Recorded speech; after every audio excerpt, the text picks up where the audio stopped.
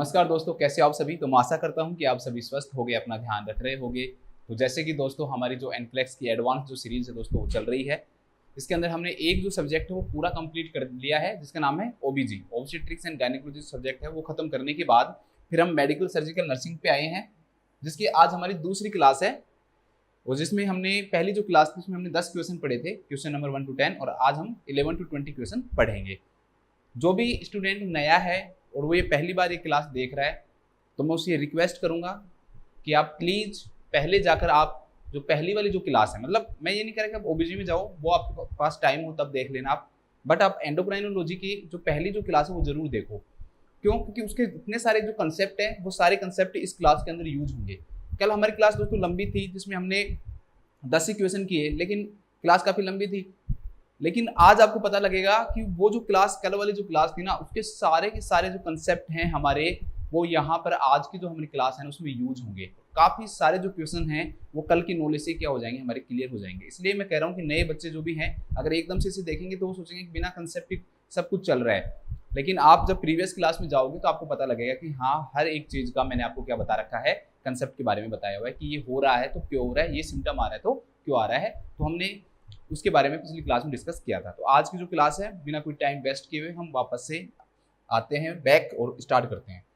पहला जो क्वेश्चन है हमारे सामने दोस्तों वो है कि what should the nurse do when collecting a 24 hour urine sample, कि एक नर्स को क्या करना चाहिए जब वह 24 घंटे का यूरिन स्पेसिमेन लेती है। सबसे पहली बात तो दोस्तों आपके दिमाग में ये आना चाहिए कि सर ये क्वेश्चन यहाँ क्यों आया, एंडोक्राइन सिस्टम में क्यों आया ये क्वेश्चन। दोस्तों ऐसी कई डिजीज होती हैं जिनके अंदर हमें क्या करना पड़ता है, 24 आवर का यूरिन का सैंपल लेना पड़ता है। ठीक है, जैसे कि मैं आपको एग्जांपल के लिए बताऊं, तो एग्जांपल के लिए ऐसे एंडोक्राइनल डिसऑर्डर की बात कर रहा हूं, क्योंकि हम एंडोक्राइन सिस्टम पढ़ रहे हैं जिनमें हमें लेना पड़ता है सैंपल। तो जैसे कि क्यूसिंग सिंड्रोम, कल हमने बात की थी अच्छे से क्यूसिंग सिंड्रोम के बारे में, जिसमें ग्लूकोकोर्टिकोइड का लेवल बढ़ा हुआ रहता है। तो बढ़ा हुआ लेवल होता है वो यूरिन में भी दिखाई देता है। तो जब हम 24 आवर का यूरिन टेस्ट लेते हैं तो उसके अंदर हमें इंक्रीज कोर्टिसोल लेवल मिलता है। तो इसको हम इस टेस्ट को ऐसे भी बोल देते हैं 24 hour urine cortisol level, 24 hour urine cortisol level. तो इसलिए हमें 24 घंटे का यूरिन लेना पड़ता है दोस्तों। कोई भी पेशेंट है वो पूरे 24 घंटे के अंदर जितना यूरिन करता है उस सब पूरे यूरिन को क्या कर लिया जाता है, कलेक्ट कर लिया जाता है। और उसके अंदर जो भी चीजें हमें देखनी है, जैसे यहाँ पर कोर्टिसोल देखना है तो वो देख लेंगे, या फिर जैसे कि दोस्तों फियोक्रोमोसाइटोमा है, आगे हम इसके बारे में पढ़ेंगे, आगे जो क्वेश्चंस आएंगे उनके बारे में पढ़ेंगे। अभी मैं थोड़ा सा बता देता हूँ। कल हमने एड्रिनल जो ग्लैंड उसके बारे में बात की थी कि उसका जो बाहर की जो लेयर है 3 लेयर होती हैं, जोना ग्लोमेरुलोसा, जोना फेसिकुलाटा, जोना रेटिकुलरिस। जैसे हमने एड्रिनल कोर्टेक्स नाम दिया था, और अंदर का जो पार्ट होता है दोस्तों उसे हम एड्रिनल मेडुला कहते हैं। ठीक है, हमने बात की थी ना कल कि किडनी है, किडनी के ऊपर एक ग्लैंड है, उस ग्लैंड के 2 पार्ट होते हैं, एक अंदर की तरफ पार्ट होता है, बाहर की तरफ जो पार्ट होता है उसमें 3 लेयर होती हैं। ठीक है, तो ये अंदर वाला जो पार्ट है एड्रिनल जो मेडुला है ना दोस्तों, इसका क्या हो जाता है, ट्यूमर हो जाता है। ये एड्रिनल जो मेडुला है ये कौन सी हार्मोन सीक्रेट करता है, एड्रिनलिन एंड नोर एड्रिनलिन, जिसे हम एपिनेफ्रिन और नोर एपिनेफ्रिन के नाम से भी जानते हैं। तो इसका ट्यूमर होने के कारण जो डिसऑर्डर होता है दोस्तों उसे हम फियोक्रोमोसाइटोमा के नाम से जानते हैं, क्रोमोसाइटोमा। या फिर इसे हम इस डिसऑर्डर को ही हम क्रोमोफिनोमा भी कहते हैं, क्योंकि इसके अंदर जो सेल्स हैं जो सीक्रेट करती हैं वो क्रोमोफिन होती हैं। तो इसे हम क्रोमोफिनोमा के नाम से भी जानते हैं। इस डिसऑर्डर को हम क्रोमोफिनोमा के नाम से भी हम इसे जानते हैं। तो इस डिसऑर्डर के अंदर हम क्या करते हैं दोस्तों, 24 आवर यूरिन का क्या लेते हैं, सैंपल लेते हैं, और उस यूरिन के सैंपल के अंदर हम एडीआर और नोर एडीआर का लेवल देखते हैं, एड्रिनलिन और नोर एड्रिनलिन। एडीआर मतलब एड्रिनलिन और नोर एड्रिनलिन। इसके अलावा और भी केमिकल्स देखते हैं जो मैं आपको फियोक्रोमोसाइटोमा पढ़ाऊंगा तो मैं आपको बताऊंगा वहां पे, क्योंकि अभी मैं आपको बताऊंगा तो आपके लिए कॉम्प्लेक्स हो जाएगा और आप समझ नहीं पाओगे, फिर आपको लगेगा कि आप क्या पढ़ रहे हैं, समझ में नहीं आ रहा। ठीक है, तो वहां पर मैं आपको बताऊंगा। अभी सिंपल से समझ लो कि जो हार्मोन है उसका लेवल हम चेक करते हैं। इसके अलावा दोस्तों कोर्टिसोल जो है उसका लेवल भी हम इसके अंदर क्या करते हैं, क्यूसिंग सिंड्रोम में चेक करते हैं। तो इनका लेवल चेक करने के लिए दोस्तों यूरिन का हम क्या लेते हैं, 24 घंटे का सैंपल लेते हैं। बहुत इंपॉर्टेंट क्वेश्चन है, कई बार ये क्वेश्चन आएगा, मैं आपको हर चीज यहीं पे करवाऊंगा ताकि आगे जब ये क्वेश्चन आए तो आप इसमें कंफ्यूज नहीं हो। देखो 24 घंटे का सैंपल लेने के लिए है ना 2-3 चीजों की जरूरत होती है, ध्यान में रखना पड़ता है हमें। पहली चीज क्या है दोस्तों कि 24 घंटे के सैंपल लेने पर हमें उस सैंपल के अंदर प्रिजर्वेटिव्स मिलाने की जरूरत पड़ सकती है, प्रिजर्वेटिव्स में बी नीडेड। पहली चीज ध्यान रखना, 24 घंटे का अगर सैंपल ले रहे हो तो कई बार ये इंस्ट्रक्शन दिया जाता है कि भाई उसके अंदर आप क्या मिलाओ, प्रिजर्वेटिव्स। प्रिजर्वेटिव्स वो केमिकल्स होते हैं जो यूरिन के अंदर प्रेजेंट जो भी केमिकल्स उनको खराब नहीं होने देते हैं। सोचो कि 24 घंटे के अंदर यूरिन कलेक्ट हो रहा है, तो जो यूरिन पहली बार जब यूरिन किया होगा, फिर दोबारा किया होगा, तिबारा किया होगा, तो वो यूरिन के जो भी कंटेंट है दोस्तों, वो उनके अंदर ऑक्सीडेशन हो सकता है, उनके अंदर डीकम्पोजिशन हो सकता है, या वो क्या हो सकते हैं, डिग्रेड हो सकते हैं। तो जो हमें सही लेवल है वो नहीं पता लगेगा। तो उसके लिए हम क्या करेंगे, उस यूरिन के अंदर प्रिजर्वेटिव्स मिला देंगे। प्रिजर्वेटिव्स मिलाने से वो चीजें क्या रहेंगी दोस्तों, खराब नहीं होंगी। कई सारे प्रिजर्वेटिव मिलाए जाते हैं, जैसे फॉर्मेलिन है, ये मिला दिया जाता है, क्लोरोफॉर्म है वो मिला दिया जाता है। ऐसे तो कई सारे, टाइलिनोल है, कई सारे केमिकल्स आते हैं दोस्तों। याद करने की कोई जरूरत नहीं है, याद मत करो, बस इतना याद रखो कि क्योंकि हमें इंस्ट्रक्ट किया जाता है कि भाई ये केमिकल इसके अंदर मिलाना है, तो वो मिला दिया जाता है उस प्रकार से। तो प्रिजर्वेटिव्स की क्या पड़ सकती है, जरूरत पड़ सकती है, ताकि 24 घंटे का जो सैंपल है वो खराब नहीं हो। अब उससे भी ज्यादा इंपॉर्टेंट 2 पॉइंट है, दोनों याद रखना। एक पेशेंट है दोस्तों, ठीक है, ये एक पेशेंट है आपके पास, ये पेशेंट आपसे पूछ रहा है कि मुझे 24 घंटे का यूरिन सैंपल कलेक्ट करना है, तो मैं कैसे करूं। ये पेशेंट आपके पास आया, रमेश नाम का पेशेंट है, एग्जांपल के लिए समझ लो कि रमेश आपके पास आया और कह रहा है कि सर मुझे है ना इंस्ट्रक्शन दिया गया है कि 24 घंटे का सैंपल कलेक्ट करना है, तो आप मुझे समझाओ कि मुझे कैसे कलेक्ट करना है। तो दोस्तों आपने उसको कहा कि ठीक है, आप अभी से स्टार्ट कर लो। मान लो उस समय दोस्तों 8 बज रहे हैं, क्या बज रहे हैं, 8 बज रहे हैं। तो आप उसको कहो कि आपको 8 बजे से लेकर और अगले सुबह के 8 बजे तक आप जितने भी यूरिन करोगे वो सारा आपको क्या करना है दोस्तों, कलेक्ट करना है। मान लो कि 23 तारीख को आपने कहा उसको, 23/9/2023 उसको आपने उसको कहा कि भाई आपको यहाँ से 24/9/2023 तक के जितने भी जो सैंपल है दोस्तों वो आपको क्या करने हैं, कलेक्ट करने हैं। मतलब इतने टाइम में, मतलब 24 घंटे हो गए, इस 24 घंटे के अंदर कितना यूरिन हुआ वो कलेक्ट करना है। अब ये इतना सिंपल नहीं है। अब आप सोच रहे हो सर ये क्या समझा रहे हो, 24 घंटे का ले लेंगे हम, इतना सिंपल नहीं है, तभी मुझे आपको समझाने की जरूरत पड़ रही है। दोस्तों आप मान लो उसी टाइम ये पेशेंट आपके पास आया और उसने कहा कि मुझे स्टार्ट करना है और 8 ही बज रहे हैं, तो आप क्या करोगे, आप कहोगे भाई यूरिन ये कंटेनर है, कहो इसमें यूरिन कर दो, इसमें यूरिन कर दो, आप उसको ये कहोगे। तो जो पहला यूरिन यहाँ से स्टार्ट हो रहा है, तो उसे हम क्या बोलेंगे, फर्स्ट वॉइड, मतलब पहला यूरिन, फर्स्ट वॉइड, ये ले लेंगे। और लास्ट में उसको 24, जब 24 तारीख को हम कहेंगे तो उसमें लास्ट भी ले लेंगे, और सारे बीच में जितने भी हैं वो सारे लेते रहेंगे। लेकिन दोस्तों ऐसा नहीं होता है, हम ऐसा नहीं करते।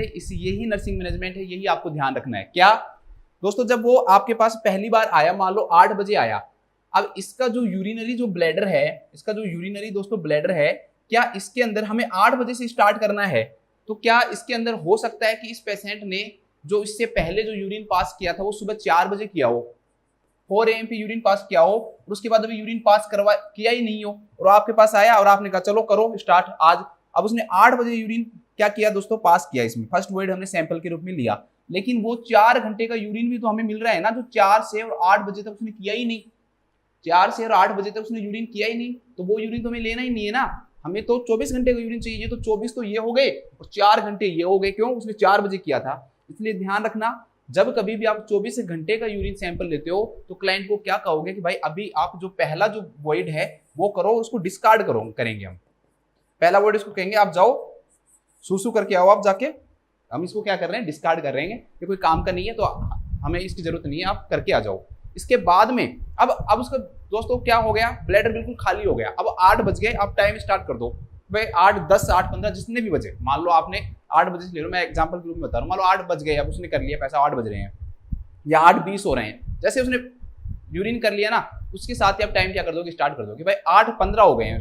फर्स्ट यूरिन करने के बाद का टाइम क्या करेंगे, हम स्टार्ट करेंगे, और उसके बाद नेक्स्ट उतने ही टाइम तक 8:15 से मान लो उसने स्टार्ट किया, तो 8 अगले दिन के 8:15 तक ही हम क्या लेंगे, उसका सैंपल लेंगे। अब लास्ट सैंपल, बीच के सारे सैंपल तो लेंगे, इनमें तो कोई प्रॉब्लम है ही नहीं हमें, लेकिन लास्ट सैंपल में आप क्या करोगे दोस्तों, मान लो कि 8 बजे के बाद उसने है ना, उसने कहा कि मैंने 6 बजे यूरिन कर लिया, और वो कह रहा है मैं जा रहा हूं, और वो 8 बजे क्या कर रहा है, घर जा रहा है। तो दोस्तों 6 से और 8 बजे वाला यूरिन कहाँ है, तो जब लास्ट का जो टाइम है, अगले दिन का 8 बजे का टाइम है, हम उसको कहेंगे कि भाई अभी भी आपको क्या करना है, यूरिन करना है। तो लास्ट वॉइड को कलेक्ट करना बहुत जरूरी है, उसको कहेंगे आपको लास्ट जो यूरिन है वो 8 बजे करके जाना ही है, क्यों, क्योंकि तभी ये 24 घंटे का हो पाएगा। तो लास्ट वॉइड जो है उसको हमेशा इंक्लूड करेंगे, और जो फर्स्ट वॉइड है उसे हमेशा क्या करेंगे, हम डिस्कार्ड करेंगे। दोनों चीजें याद रखना, यूरिन सैंपल में 3 चीजें याद रखनी है। पहला क्या याद रखना है कि प्रिजर्वेटिव्स ऐड करेंगे, प्रिजर्वेटिव्स ऐड करेंगे। एक क्वेश्चन यहां से बनेगा दूसरा क्वेश्चन कहां से बनेगा कि first void to be discarded, पहला जो वॉइड है दोस्तों उसको हमें क्या करना है, डिस्कार्ड करना है, तो first void to be discarded. और तीसरा आपको क्या याद रखना है दोस्तों, last void must be included, last void must be included, last जो वॉइड है दोस्तों उसको इंक्लूड करना बहुत ज्यादा जरूरी है। तो तीनों ये ध्यान रखना, कभी भी आप जब क्वेश्चन सोल्व करोगे एनक्लेस के तो ये आपको हर जगह मिलते रहेंगे, तो आपको ये याद होने चाहिए। चलो अब आ जाते हैं हम हमारे क्वेश्चन के ऊपर लौट के। क्वेश्चन में पहला जो ऑप्शन है दोस्तों क्या कह रहा है कि check to verify if the preservative is needed. हम ये वेरीफाई करेंगे, मैंने कहा था कि कुछ ऐसे सैंपल होते हैं जिनमें हमें दोस्तों 24 घंटे में हो सकता है कि हम कल्चर करवा रहे हो एग्जाम्पल के लिए, उसमें तो बैक्टीरिया की ग्रोथ वैसे ही बढ़ जाएगी, तो वो भी तो दिक्कत देगा ना। तो हमें ये जरूरी चेक करना है सैंपल उसके कलेक्ट करने से पहले कि कहीं प्रिजर्वेटिव्स की जरूरत है या नहीं है। और ऑक्सीडेशन हो सकता है, जो डिकम्पोजिशन हो सकता है, केमिकल टूट सकते हैं, जो हमें चाहिए वो केमिकल पहले ही टूट चुका है, तो इसलिए प्रिजर्वेटिव्स की क्या पड़ती है, जरूरत पड़ती है। इसलिए हम पहले ये वेरीफाई करेंगे सैंपल लेने से पहले कि कहीं इसमें प्रिजर्वेटिव तो नहीं मिलाना है। तो इसका जो राइट आंसर हो जाएगा दैट विल बी फर्स्ट, ये इसका क्या हो जाएगा दोस्तों, राइट आंसर हो जाएगा। सेकंड जो ऑप्शन है वो क्या कह रहा है कि weight the client before starting the collection, कि हमें क्लाइंट को वेट करना है जब भी हम जो सैंपल है वो कलेक्ट करते हैं उससे पहले हमें क्लाइंट का क्या करना है दोस्तों, वेट करना है। तो यहाँ पर 24 आवर यूरिन जो सैंपल वो एंडोक्राइन सिस्टम में हम ले रहे हैं उससे रिलेटेड नहीं है, वेट का इससे यहाँ से कोई लेना देना नहीं है। और वैसे भी 24 आवर यूरिन सैंपल में भी वेट का डायरेक्टली कोई लेना देना नहीं है। उस क्वेश्चन में हमें ऐसा कोई चीज नहीं दे रखा जिसमें भाई वो इनटेक आउटपुट को क्या करना चाहता हो, मेजर करना चाहता हो। अगर वो डायरेक्टली ये देता, उससे रिलेटेड देखता, कोई कंडीशन ऐसी देता तो हम उसको वेट करवा सकते थे। यहाँ पर जो वेट है उसका कोई लेना देना इससे नहीं है। नेक्स्ट क्या दे रखा है दोस्तों, discard the last voided specimen of the 24 hour urine. तो बिल्कुल सिंपल बात है, एकदम गलत हो गया ये, क्योंकि लास्ट वाले को तो हमें क्या करना पड़ेगा दोस्तों, इंक्लूड करना पड़ेगा। फोर्थ जो ऑप्शन है वो क्या कर रहा है कि assess the clients intake and output for the previous 24 our period, कि भाई हमने जो 24 घंटे का जो सैंपल लेना स्टार्ट कर रहे हैं ना, उससे पहले हमसे ये जानेंगे कि पिछले 24 घंटे का जो सैंपल है वो उस समय क्या इनटेक था, क्या आउटपुट था। तो पिछले 24 घंटे का जो पेशेंट अपने पास आएगा वो ऐसे तो बताएगा नहीं कि भाई इतना यूरिन मैंने कलेक्ट किया है, तो उस पिछले 24 घंटे के सैंपल से कि कितना यूरिन किया उसने, उससे हमारा कोई लेना देना नहीं है। न हमें इनटेक सही से मिल पाएगा, न हमें आउटपुट सही से मिल पाएगा। तो प्रीवियस का तो बिल्कुल भी आपको नहीं करना है। अगर आपको इंस्ट्रक्शन मिलते हैं तो आप उस दिन का कर सकते हो, और अगर नई इंस्ट्रक्शन है तो जरूरत नहीं है। क्यों, हम जो सैंपल जो 24 आवर को ले रहे हैं वो हम हार्मोनल लेवल जानने के लिए यहाँ पे ले रहे हैं, या और किसी भी कंडीशन से डायरेक्टली आपको मेंशन नहीं कर रखा है, तो आपको वेट और इनटेक आउटपुट देखने की जरूरत नहीं है। ठीक है। और वैसे भी आपको यहाँ पर देखो इनटेक आउटपुट भी अगर आप देखोगे भी तो किस दिन का देखोगे, उसी दिन का सेम डे का देखोगे कि भाई उस पर्सन ने कितना इनटेक लिया, और उसने जो यूरिन है वो तो हमें वैसे पता लग जाएगा, आउटपुट का तो यूरिन का तो हमें डायरेक्टली क्या लग जाएगा, पता लग ही जाएगा। ठीक है। तो इसलिए प्रीवियस क्या है इसमें गलत है दोस्तों, प्रीवियस का हम नहीं लेंगे। चलो इसको लिख लो एक बार, लिखो जब कभी भी हम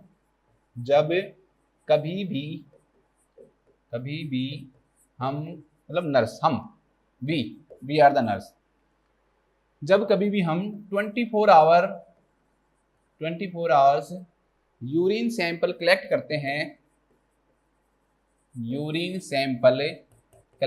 हैं, तो सैंपल कलेक्ट करने से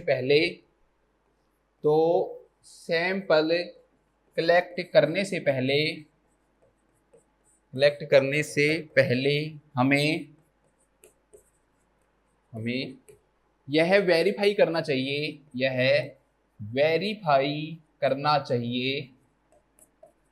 कि कहीं प्रिजर्वेटिव्स की जरूरत तो नहीं है,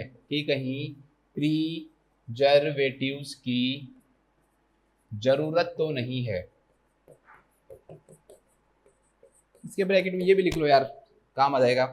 फर्स्ट सैंपल को डिस्कार्ड करना चाहिए, और लास्ट को इंक्लूड करना चाहिए,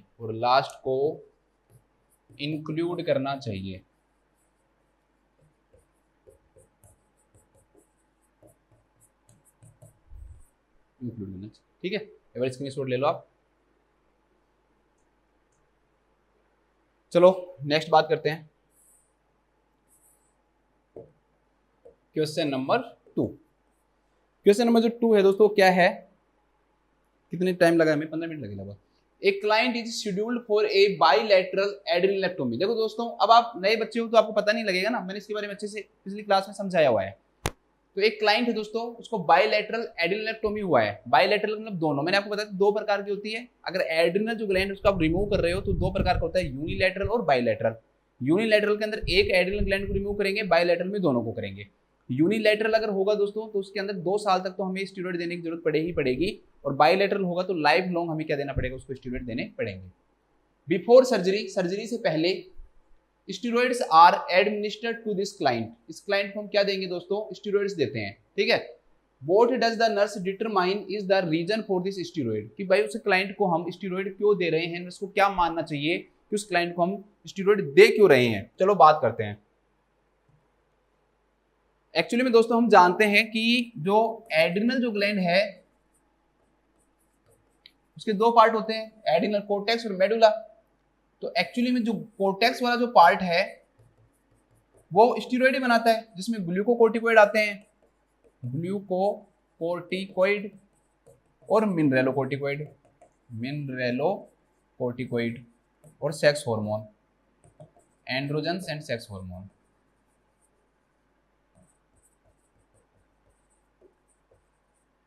ठीक है, तो आपने सुना होगा कि जोना फेसिकुलाटा ये सीक्रेट करती है, ग्लोमेरुलोसा ये सीक्रेट करती है, और जोना रेटिकुलरिस ये सीक्रेट करती है। जीएफआर से याद रख सकते हो आप, जोना, ग्लोमेरुलोसा, फेसिकुलाटा और रेटिकुलरिस।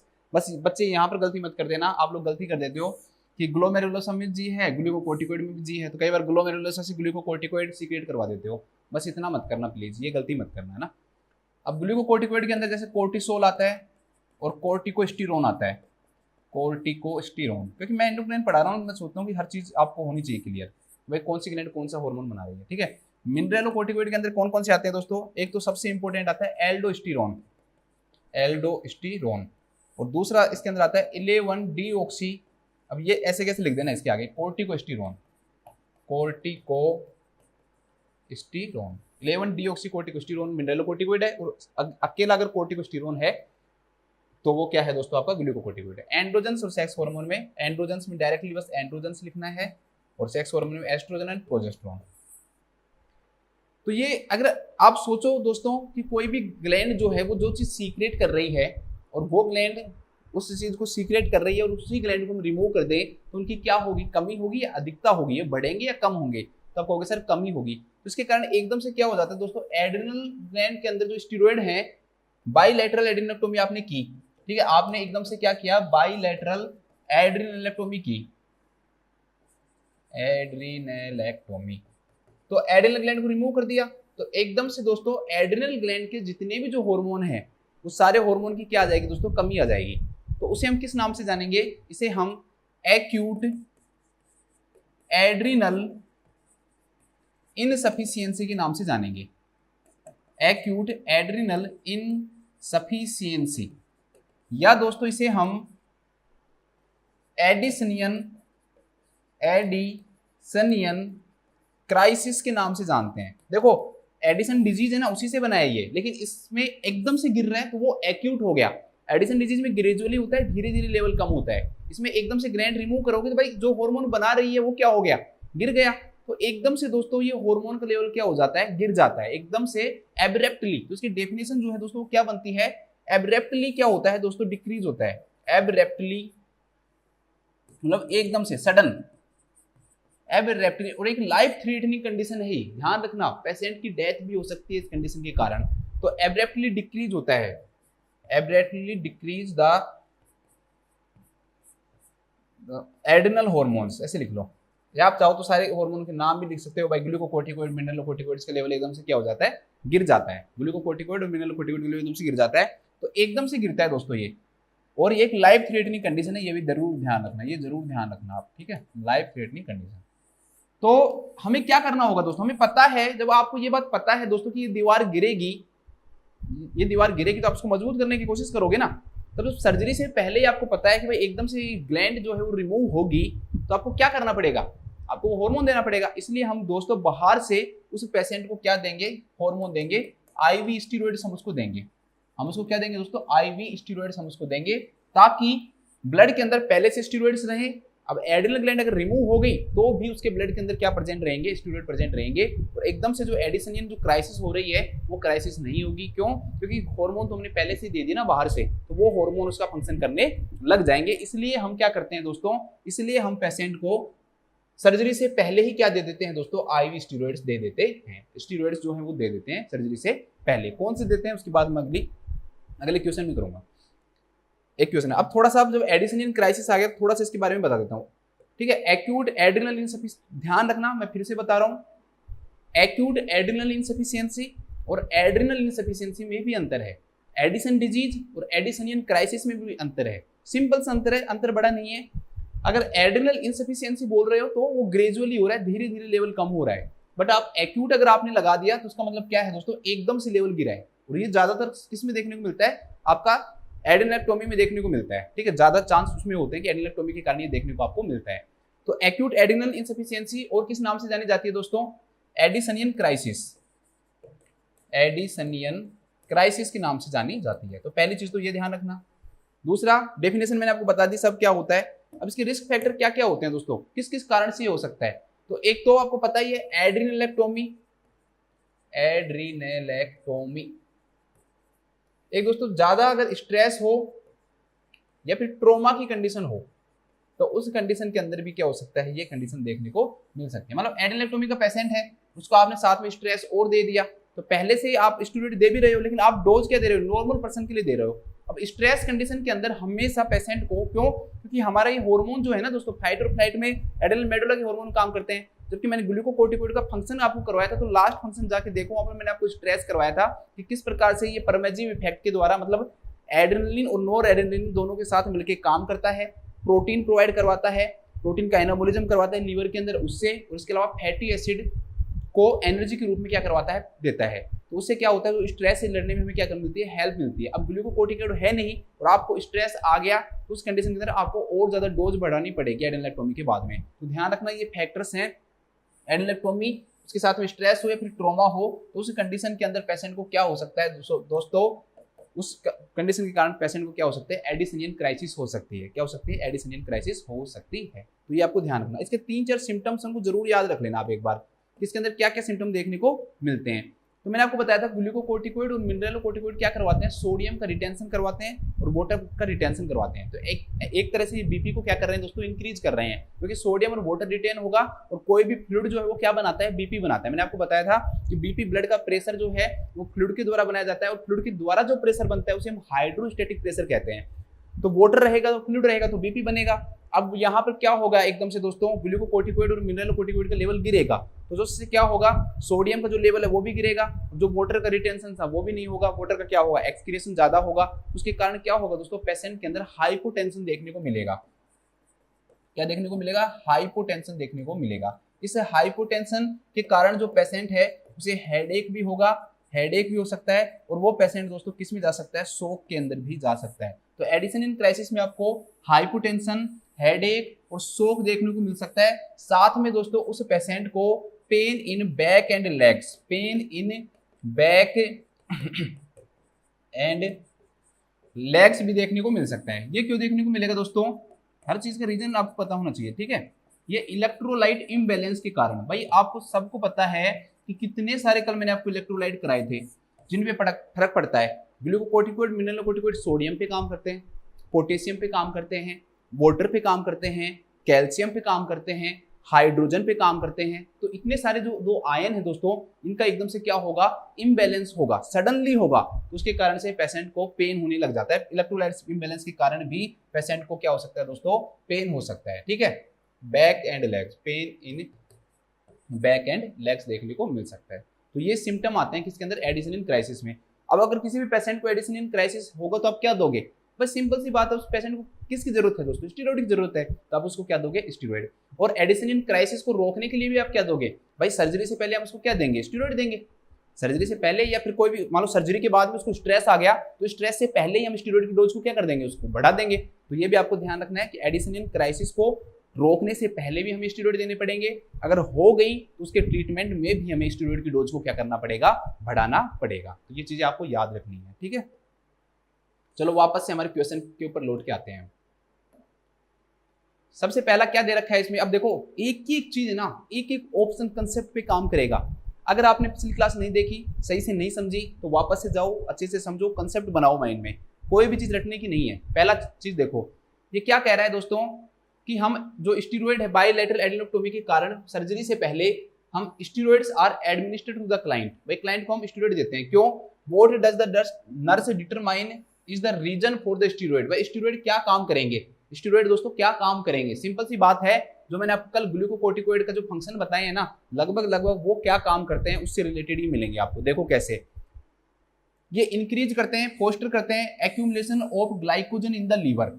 ये कह रहा है कि भाई, ये क्या कहना चाह रहा है, ये कह रहा है कि भाई जो स्टीरॉयड्स जो होते हैं ग्लूकोकोर्टिकोइड मिनरलोकोर्टिकोइड, ये मान लो ये क्या काम करते हैं कि ग्लाइकोजन के लेवल को बढ़ाते हैं। अब आप पीछे के पेज को पलटो और पलट कर वहां पर जाओ, वहां पे मैंने आपको ग्लूकोज या कार्बोहाइड्रेट मेटाबॉलिज्म में क्या लिखवा रखा है कि जो स्टीरॉयड जो होते हैं दोस्तों, वो ग्लूकोज को ग्लाइकोजन में नहीं बदलने देते, ग्लूकोज को ग्लाइकोजन में नहीं बदलने देते हैं। कैसे? क्योंकि इनके पास कौन सा इफेक्ट होता है, एंटी इंसुलिन इफेक्ट होता है, एंटी इंसुलिन इफेक्ट होता है।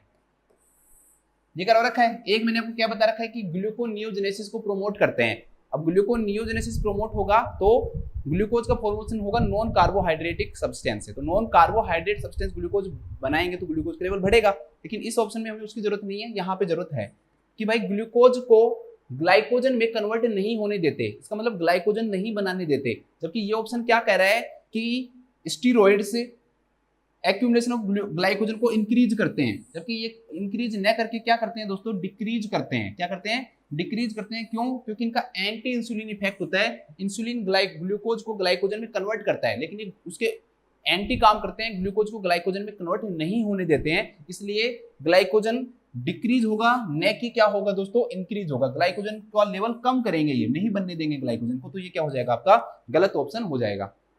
इसके बाद सेकंड जो ऑप्शन है वो क्या कह रहा है, सेकंड ऑप्शन कह रहा है दोस्तों increase the inflammatory action to promote scar formation. अगर किसी भी बच्चे ने पिछली क्लास अच्छे से देखी है, देखो कंसेप्ट काम आएंगे, आपको मजा आएगा।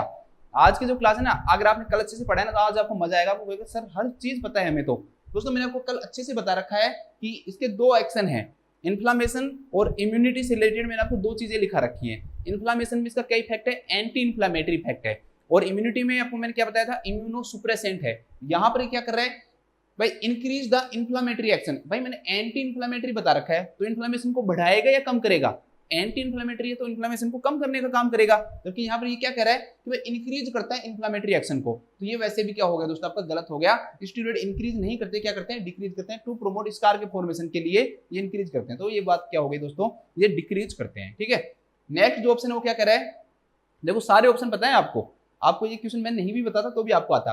Facilitate urinary excretion of salt and water following surgery, कि सर्जरी के बाद ये क्या काम करेंगे दोस्तों, फैसिलिटेट करेंगे। मतलब स्टीरॉयड क्या काम करेंगे कि भाई सोल्ट का मतलब NaCl, सोडियम क्लोराइड, सोडियम मान लो, और वाटर के एक्सक्रीशन को प्रमोट करेंगे।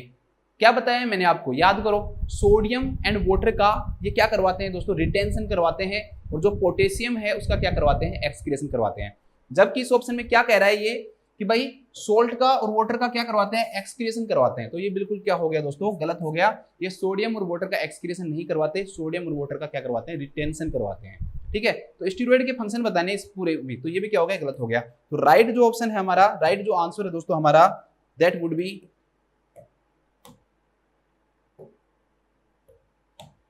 कि ये कंपनसेट करते हैं for sudden lack of these hormones following surgery, कि भाई सर्जरी के बाद एकदम से इन हार्मोन का जो लेवल है दोस्तों, वो जब गिरेगा तो एड्रिनल इनसफिशियंसी हो सकती है।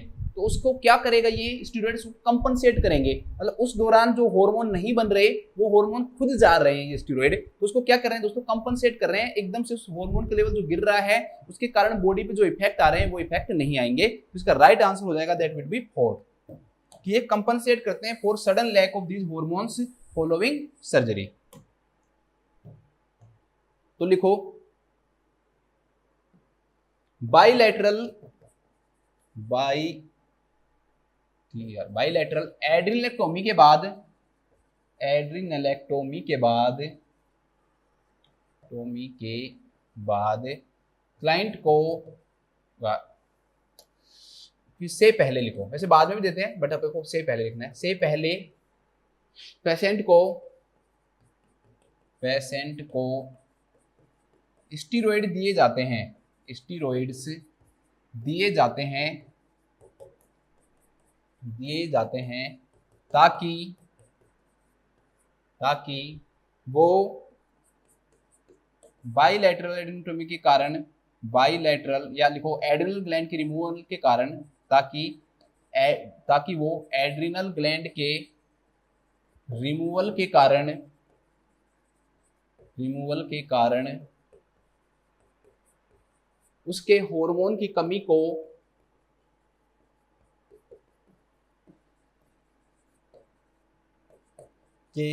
को कंपनसेट कर सके।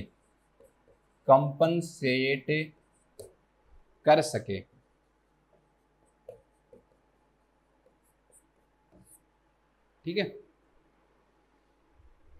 इसके बाद हम देखते हैं नेक्स्ट क्वेश्चन। कितना टाइम हो गया हमें? 2 ही क्वेश्चन हुए हैं हमारे। ठीक है, 15 मिनट हुई है, कुछ ज़्यादा नहीं है। 3-4 तो ऐसे क्वेश्चन आएंगे, आपको एक ही डिजीज पढ़ाऊंगा और उससे 3-4 क्वेश्चन हो जाएंगे आपके लास्ट के।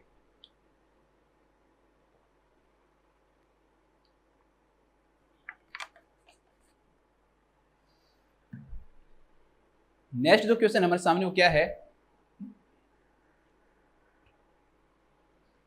कि क्वेश्चन नंबर 3 है, a nurse is caring for a client who is scheduled for a bilateral एडेनोटोमी।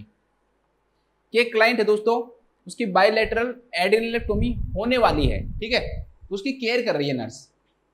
Which medication, कौन सी ऐसी मेडिकेशन है, शुड द नर्स एक्सपेक्ट, जो नर्स ये एक्सपेक्ट करेगी कि ऐसा होगा, टू बी प्रेस्क्राइब, की प्रेस्क्राइब की जाएगी for this client on the day of surgery and in the immediate post operative period. देखो वही क्वेश्चन है, ये वही क्वेश्चन वापस से आ गया, बस थोड़ा सा उसका लैंग्वेज चेंज कर दी।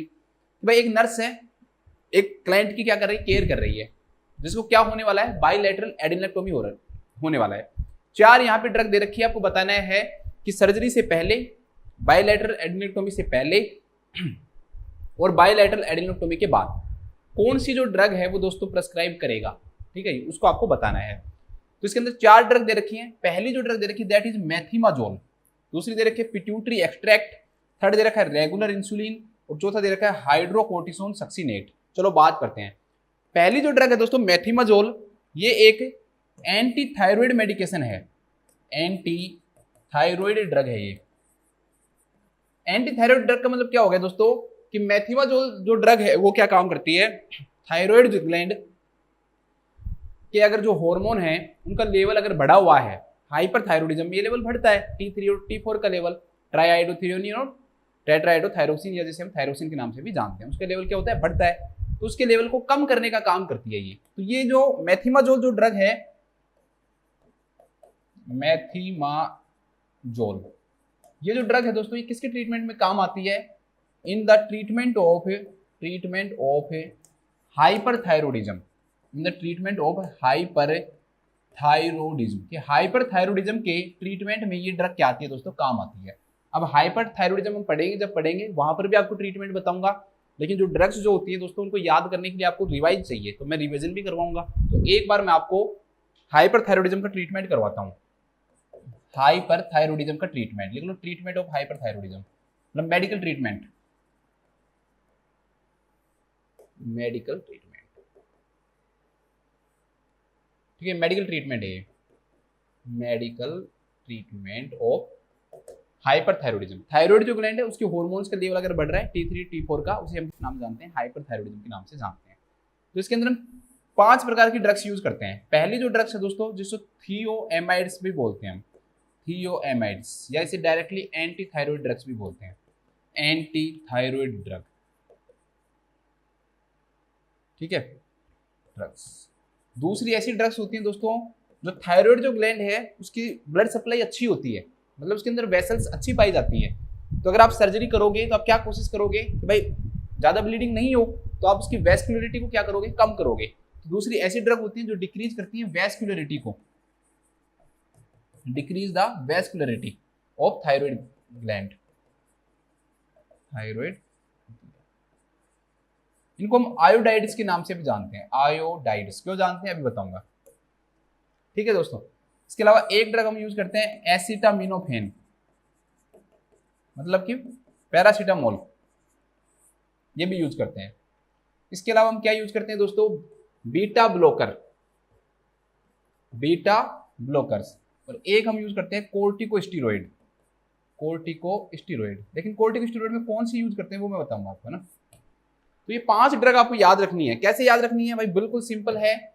यहाँ पर T है, यहाँ पे V है, यहाँ पे A है, यहाँ पे B है, यहाँ पे C है। मैंने इसी क्रम में लिखा है, तो लिखना हाइपरथायरॉयडिज्म में, हाइपरथायरॉयडिज्म में TVABC यूज करते हैं, TVABC यूज करते हैं। इस सेंटेंस को रट लो, ताकि कभी भी ये ड्रग आए तो आपके दिमाग में ये सेंटेंस आना चाहिए कि हाइपरथायरॉयडिज्म में ABC TV यूज करते हैं या TVABC यूज करते हैं, TVABC यूज करते हैं। बस ये लाइन आप दिमाग में आनी चाहिए, तो आपकी सारी ड्रग खुल जाएंगी। पहली जो ड्रग्स है दोस्तों वो थियोएमाइड्स है या एंटी थायराइड ड्रग्स है। इसके 2 एग्जांपल होते हैं। एक एग्जांपल होता है प्रोपिल थियोयूरेसिल, प्रोपिल थियोयूरेसिल, इसको हम PTU के नाम से भी जानते हैं। और जो दूसरी जो ड्रग है वो हमारे अभी ऑप्शन में आई थी, जिसे हम मेथिमाजोल कहते हैं, मेथिमाजोल। ठीक है, तो ये दोनों जो ड्रग्स होती है वो थियोएमाइड्स होती हैं। एक चीज और बता देता हूँ, जो मेथिमाजोल जो ड्रग है दोस्तों, इसका एक साइड इफेक्ट होता है। एक्चुअली में ये क्या काम करती हैं, ये एग्रेनुलोसाइटोसिस करती हैं। तो जो एग्रेनुलोसाइट्स उनके नंबर को क्या कर देती है, इंक्रीज करवा देती है। तो इसलिए कई बार मेथिमाजोल के कारण फीवर भी आ जाता है। तो इसमें लिख लेना कि मेथिमाजोल का एक साइड इफेक्ट होता है, वो क्या होता है दोस्तों, फीवर होता है। हो सकता है कहीं पे आपको क्वेश्चन मिल जाए इससे रिलेटेड, कौन सी ड्रग फीवर कोज करवाती है। तो मेथिमाजोल जो ड्रग है एंटी थायराइड में, वो क्या करवाती है, फीवर कोज करवाती है। दूसरी जो ड्रग है दोस्तों, ये वैस्कुलरिटी को कम करती है, ब्लड सप्लाई को कम करती है। तो इसका एग्जांपल बहुत सिंपल है, पोटेशियम आयोडाइड और सोडियम आयोडाइड। इसलिए इस ड्रग को हम किस नाम से जानते हैं, आयोडाइड्स के नाम से जानते हैं, क्योंकि इसमें अंदर आयोडाइड्स हम यूज करते हैं। तो कई बार क्वेश्चन आ जाता है कि कोई भी एक पेशेंट है दोस्तों, हाइपरथायरॉयडिज्म का पेशेंट है, वो सर्जरी के लिए जा रहा है। थायरॉयडेक्टोमी से पहले एक जो नर्स है वो क्या एक्सपेक्ट करेगी कि उसको कौन सी ड्रग दी जाएगी। तो 2 ड्रग्स उसको दी जा सकती है। ठीक है, प्रोपिल थियोयूरेसिल भी दे सकते हैं, और एक यहाँ पर पोटेशियम जो आयोडाइड है वो भी आएगा। तो आगे हम ऐसे इससे रिलेटेड क्वेश्चन पढ़ेंगे, वहाँ पर भी बता दूंगा। कोई भी चीज़ दोबारा बताने से ऐसे तो है नहीं कि आपके दिमाग खराब हो जाएगा, वो चीज़ आपको रिवाइज ही करवाएगी, क्योंकि ये ड्रग्स आपको बार बार क्या होंगी, याद होंगी। मुझे बताइए, एक बार बताने की जरूरत और होगी। दूसरे दोस्तों, आप जानते हो कि हाइपरथायरॉयडिज्म के अंदर जो पेशेंट है उसको क्या होता है, हाइपरथायरॉयडिज्म के पेशेंट का टेम्परेचर ज्यादा रहता है। ठीक है, और हाइपोथायरॉयडिज्म के अंदर क्या लगती है, पेशेंट को ठंड ज्यादा लगती है। और हाइपरथायरॉयडिज्म के पेशेंट को टेम्परेचर का क्या मिलता है, ज्यादा इंक्रीज मिलता है।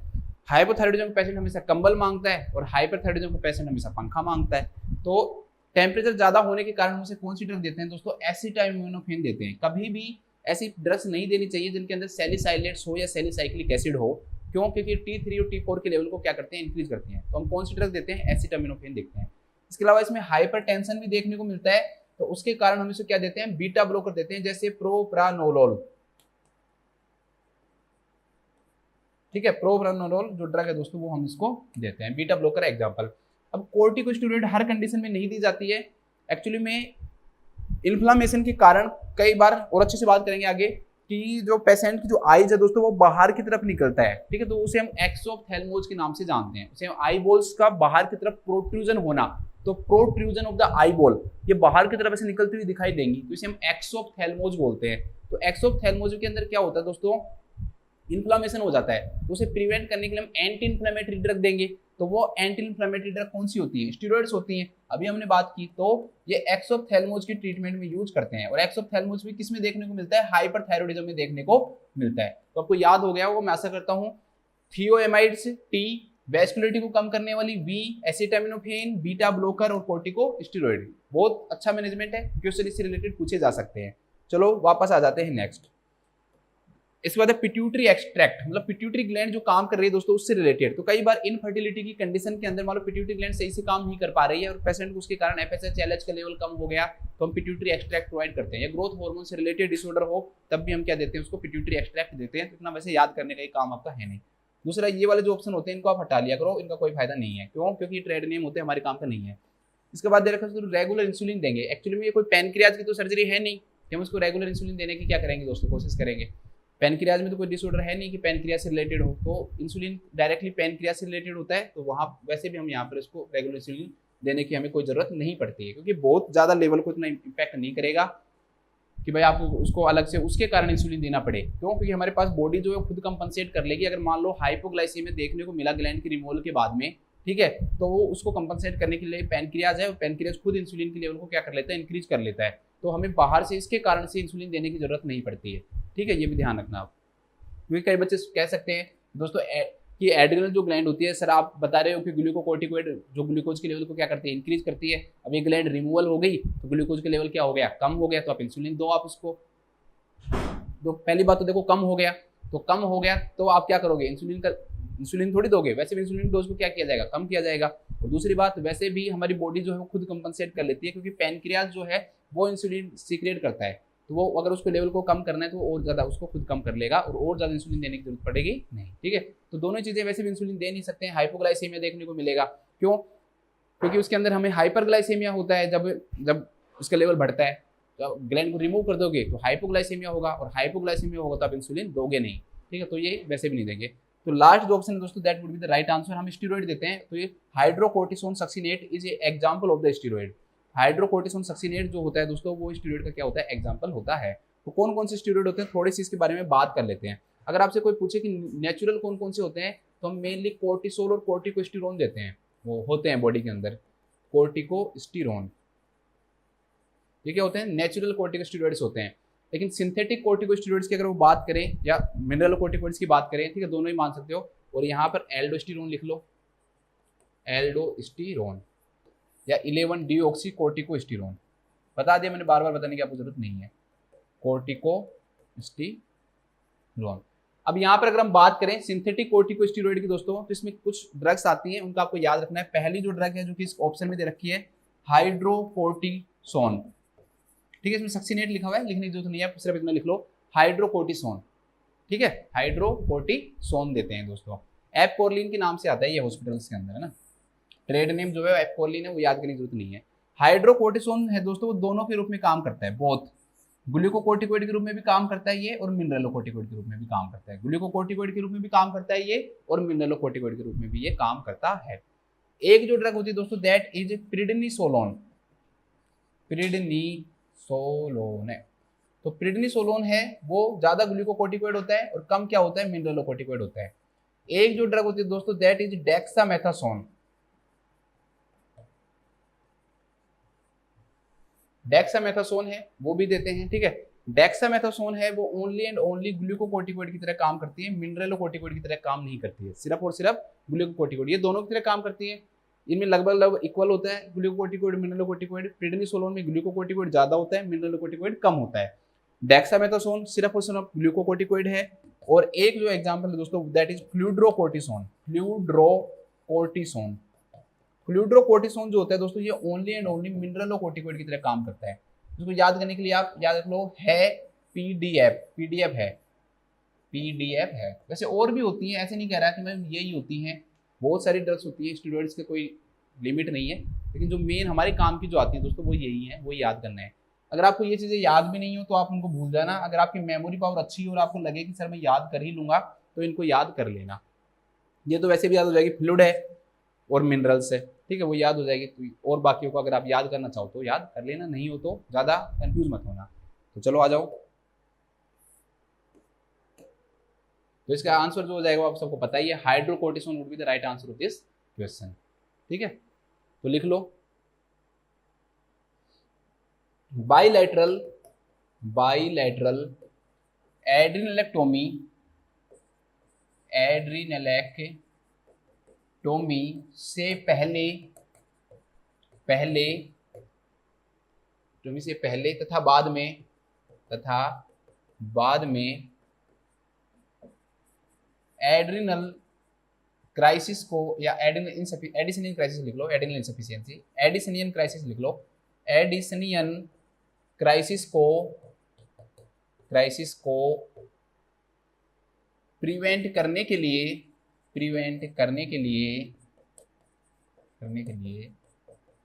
हाइड्रोकोर्टिसोन देते हैं, हाइड्रोकोर्टिसोन। ये क्वेश्चन के अकॉर्डिंग ऐसे नहीं कि सिर्फ हाइड्रोकोर्टिसोन ही देते हैं, अलग अलग प्रोटोकॉल के अकॉर्डिंग अलग अलग भी दी जा सकती है ना, अलग अलग डॉक्टर अलग अलग स्टूडेंट जो ड्रग्स है वो प्रेस्क्राइब कर सकता है, हाइड्रोकोर्टिसोनेट दी जाती है।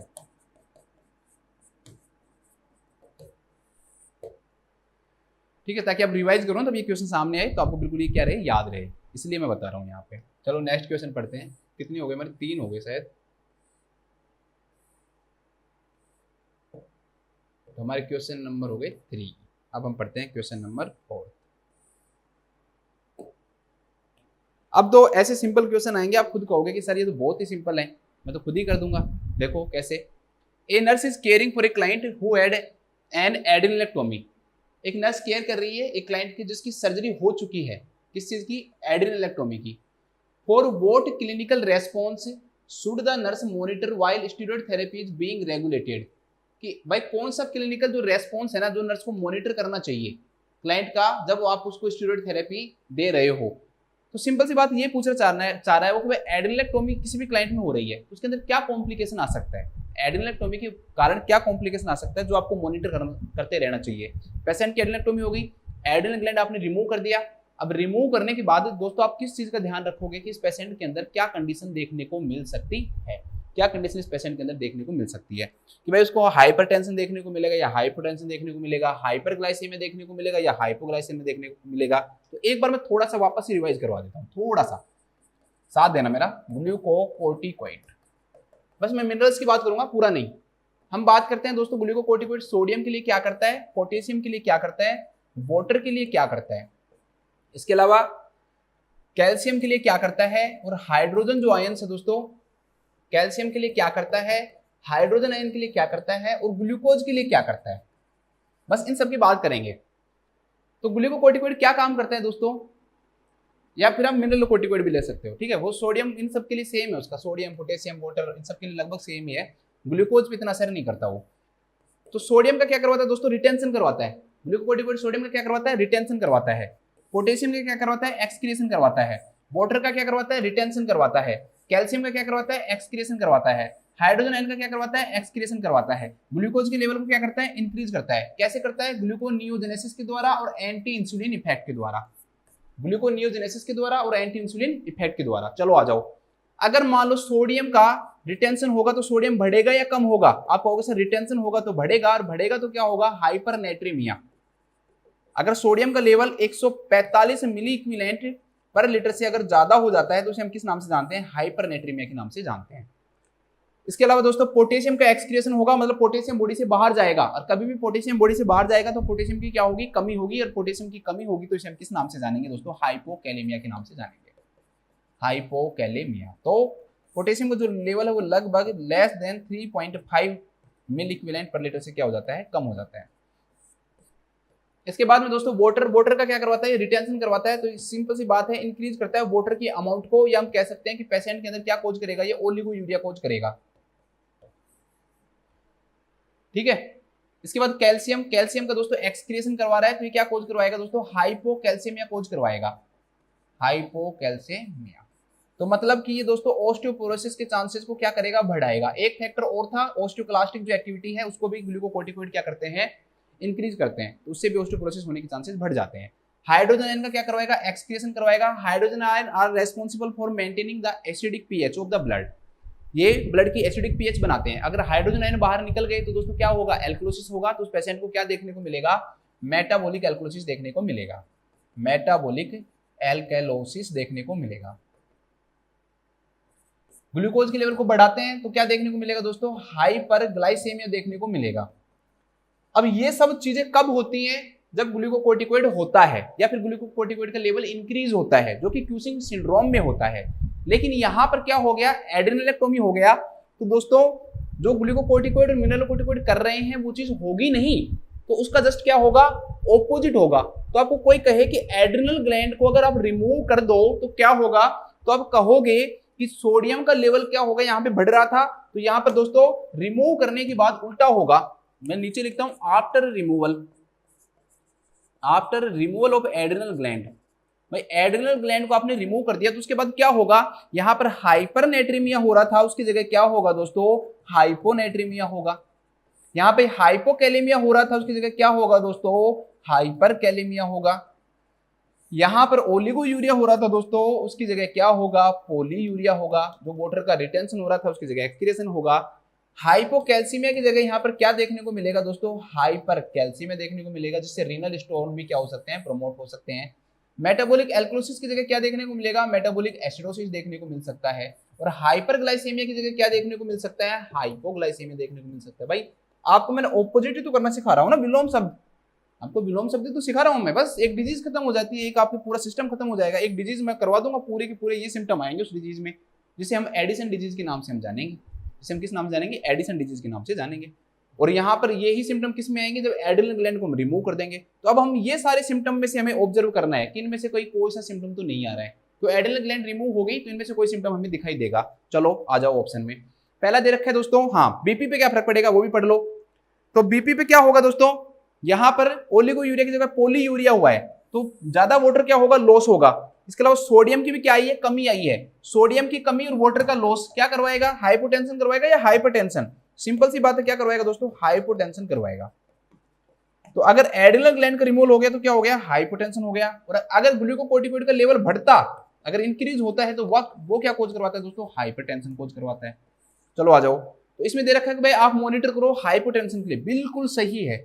अभी तक इसका जो आंसर है वो यही आएगा कि भाई हाइपोटेंशन के लिए हमें क्लाइंट को मॉनिटर करते रहना चाहिए, क्योंकि हाइपोटेंशन क्लाइंट के अंदर हो सकता है एड्रिनल ग्लैंड को रिमूव करने के कारण।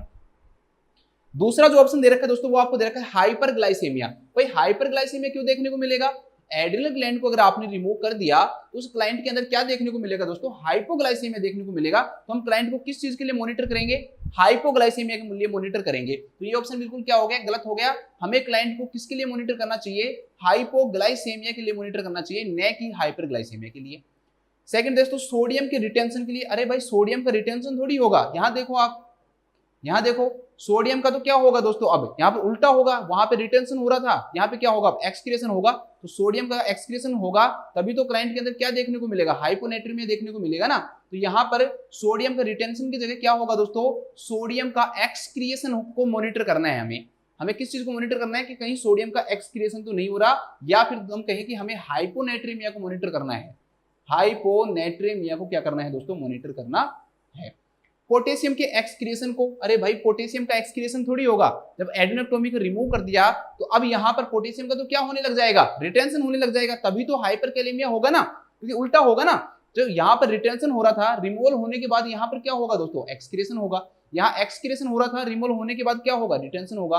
वाटर का यहाँ पे रिटेंशन हो रहा था, यहाँ पे क्या होगा, एक्सक्रिएशन होगा। सब क्या हो जाएंगे, उल्टा हो जाएंगे। ये एक्सक्रिएशन हो रहा था, ये रिटेंशन होगा, ये एक्सक्रिएशन हो रहा था, ये रिटेंशन होगा। यहाँ ग्लूकोज का लेवल बढ़ रहा था, या ग्लूकोज का लेवल क्या हो जाएगा, कम हो जाएगा। बस तो सिंपल सी बात है। तो यहाँ पर ये कह रहा है कि भाई सोडियम का क्या होगा, एक्सक्रिएशन, पोटेशियम का क्या होगा, एक्सक्रिएशन। भाई एक्सक्रिएशन थोड़ी होगा, पोटेशियम का रिटेंशन होगा। पोटेशियम का क्या होगा, रिटेंशन होगा, पोटेशियम रिटेंशन। बस तो ये भी गलत है, ये भी गलत है, ये भी गलत है। एक चीज जो है दोस्तों इसके कारण हो सकती है, वो क्या हो सकता है, हाइपोटेंशन। तो हमें हाइपोटेंशन को क्या करना पड़ेगा, मॉनिटर करना पड़ेगा। साथ में हमें हाइपोग्लाइसेमिया को मॉनिटर करना पड़ेगा, सोडियम के एक्सक्रिएशन को मॉनिटर करना पड़ेगा, और पोटेशियम की रिटेंशन को क्या करना पड़ेगा, मॉनिटर करना पड़ेगा। तो लिखो, एड्रिनलेक्टोमी के बाद, एड्रिनलेक्टोमी के बाद हमें पेशेंट में,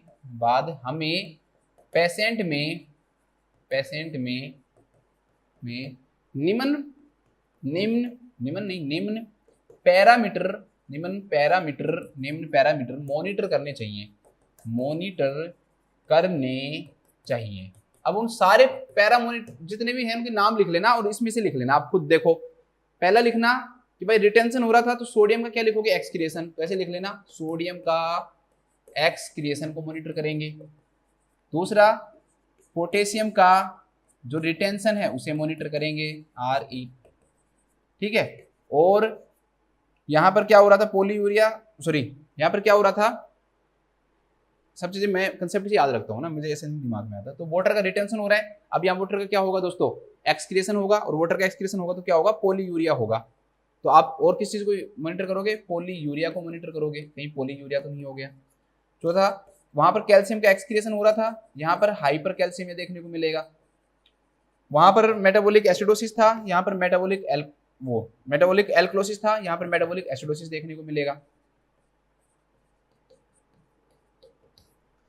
ठीक है ना, क्योंकि कंसेप्ट वही चल रहा है ना, यहाँ पर रिटेंशन था, यहाँ पे एक्सक्रिएशन होगा। ठीक है, तो उसके कारण मेटाबॉलिक एसिडोसिस देखने को मिलेगा। और ग्लूकोज में क्या देखने को मिलेगा, वहां पर हाइपर हो रहा था, यहाँ पे हाइपोग्लाइसेमिया होगा। तो इन सबको मॉनिटर करेंगे बस। ठीक है, कंसेप्ट वाइज याद रखा करो, रटा मत करो। मैं मुझे खुद को भी याद नहीं है। अगर आप मुझे एकदम से पूछो ना कि क्या होगा, मेटाबॉलिक एसिडोसिस होगा, मुझे नहीं पता, सच बता रहा हूँ, मुझे नहीं पता। फिर मैं पूरा कंसेप्ट पे आऊंगा, भाई ग्लूकोकोर्टिकोइड क्या करवाता है, सोडियम का रिटेंशन करवाता है, पोटेशियम का एक्सक्रिएशन करवाता है, ग्लूकोज के लेवल को बढ़ाता है, कैल्शियम का एक्सक्रिएशन करवाता है, हाइड्रोजन आयन का एक्सक्रिएशन करवाता है। फिर मैं उससे क्या निकालूंगा, क्लिनिकल मैनिफेस्टेशन निकालता हूँ।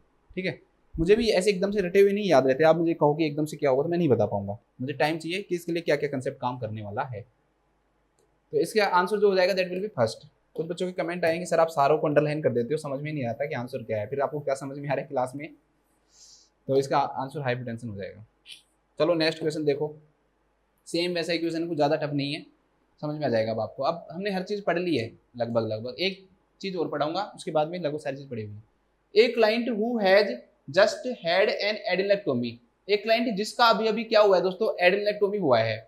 एक क्लाइंट जिसका क्या हुआ है, एडेलेक्टोमी हुआ है, इज टोल्ड, उसे बताया गया है about A death in the family, कि उस क्लाइंट को दोस्तों क्या बताया गया है कि उसकी फैमिली के अंदर क्या हो गई है, डेथ हो गई है, और वो क्या हो गया दोस्तों, अपसेट हो गया है। अब आप पीछे बैक मुड़ो, ठीक है, ऐसे, अरे पीछे मुड़ गए, ऐसे मुड़ना नहीं है, क्लास में मुड़ो पीछे। क्लास के अंदर आप पहले क्वेश्चन के दूसरा जो क्वेश्चन है उसके ऊपर आओ।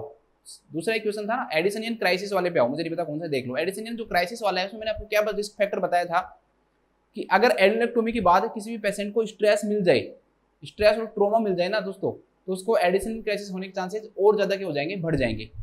एडेलेक्टोमी के कारण तो हो गई, साथ में स्ट्रेस हो या ट्रोमा हो तो और बढ़ जाएंगे। तो उस पेशेंट को दोस्तों सिंपल बात है कि उसको डेथ हुई है फैमिली में, तो उसको इमोशनल और फिजिकल क्या मिला है दोस्तों, एकदम से स्ट्रेस हुआ है, उसे क्या हुआ है, स्ट्रेस हुआ है। अब क्या दे रखा है कि what concern about the client requires the nurse to notify the health care provider. तो भाई सबसे मेन चीज जो कंसर्न रहेगा ना वो किस चीज के ऊपर रहेगा, तो सिंपल सी बात है दोस्तों कि अब जो एडेलेक्टोमी से पहले है ना वो पेशेंट क्या कर सकता था, स्ट्रेस को हैंडल कर सकता था। आप कहोगे क्यों सर, तो भाई ग्लूकोकोर्टिकोइड के फंक्शन जाके देख लो, वहां पे आपको मिल जाएगा, वहां पे मैंने स्ट्रेस मैनेजमेंट लिखा रखा है। अब वो ग्लैंड क्या हो गई दोस्तों, रिमूव हो गई। और आपने जो डोज अगर आप स्टेरॉइड की दे रहे हो वो नॉर्मल पर्सन के अकॉर्डिंग दे रहे हो ना भाई, जितनी जरूरत है। अब आपको ये नहीं पता ना स्ट्रेस है, अगर आपको ये पता लगेगा स्ट्रेस है तो आपको उसकी डोज को क्या करना पड़ेगा, बढ़ाना पड़ेगा। जो डॉक्टर उसकी डोज को क्या करेगा, बढ़ाएगा। तो दोस्तों अब आपको ये नहीं पता ना कि भाई स्ट्रेस है, तो स्ट्रेस के अकॉर्डिंग उसको उतनी डोज नहीं मिल पा रही है, तो उसकी जो बॉडी है वो स्ट्रेस से कंपनसेट कैसे करे, क्यों, क्योंकि स्टेरॉइड जो उसको मिले हुए हैं वो तो नॉर्मल के अकॉर्डिंग मिले हुए हैं, तो उसकी जो बॉडी है दोस्तों वो उतना कंपनसेट नहीं कर पाएगी स्ट्रेस से। अब क्यों, क्योंकि स्टेरॉइड की डोज ही उतनी है, और ग्लैंड जो है वो है नहीं कि भाई ग्लैंड स्ट्रेस से लड़ने वाला जो है वो पहले मर चुका, और जो सपोर्ट करने वाला आया है वो गिन के आए हैं कि हम तो भाई इतने ही हैं, अगर और ज्यादा लड़ाई करवानी तो और बुलाने पड़ेंगे। तो वही बात हो गई यहाँ पे कि स्ट्रेस के अकॉर्डिंग हम डोज दे नहीं रहे उसको। ठीक है, आगे क्वेश्चन भी आएगा कि स्ट्रेस है तो क्या करोगे, डोज इंक्रीज एक्सपेक्ट करोगे आप कि उस पेशेंट के अंदर डोज को क्या किया जाएगा, इंक्रीज किया जाएगा। तो सिंपल सी बात यहाँ सुनो कि भाई उस पेशेंट को अब हेल्थ केयर प्रोवाइडर को जाके बताना जरूरी है, उस मतलब नर्स को ये जरूरी है कि हेल्थ केयर प्रोवाइडर को जाकर ये बताए कि सर वो पेशेंट है ना स्ट्रेस में आ गया है, अब वो स्ट्रेस को हैंडल कैसे करेगा, तो आप स्टेरॉइड की डोज को क्या करो, इंक्रीज करो। तो इसलिए क्यों दोस्तों, क्योंकि वो क्लाइंट जो है उसकी जो एबिलिटी है वो क्या हो चुकी है, कम हो चुकी है। किस चीज के लिए, स्ट्रेस से लड़ने के लिए। किसके बावजूद, स्टेरॉइड थेरेपी देने के बावजूद। क्यों भाई स्टेरॉइड थेरेपी देने के बावजूद कम क्यों है, क्योंकि जो डोज दे रहे हैं वो स्ट्रेस से पहले की दे रहे हैं हम। अब नर्स उसको जाके बताएगी डॉक्टर साहब को, भाई डॉक्टर साहब स्ट्रेस आ गया है, फैमिली के अंदर डेथ हो गई, समझो आप इसे।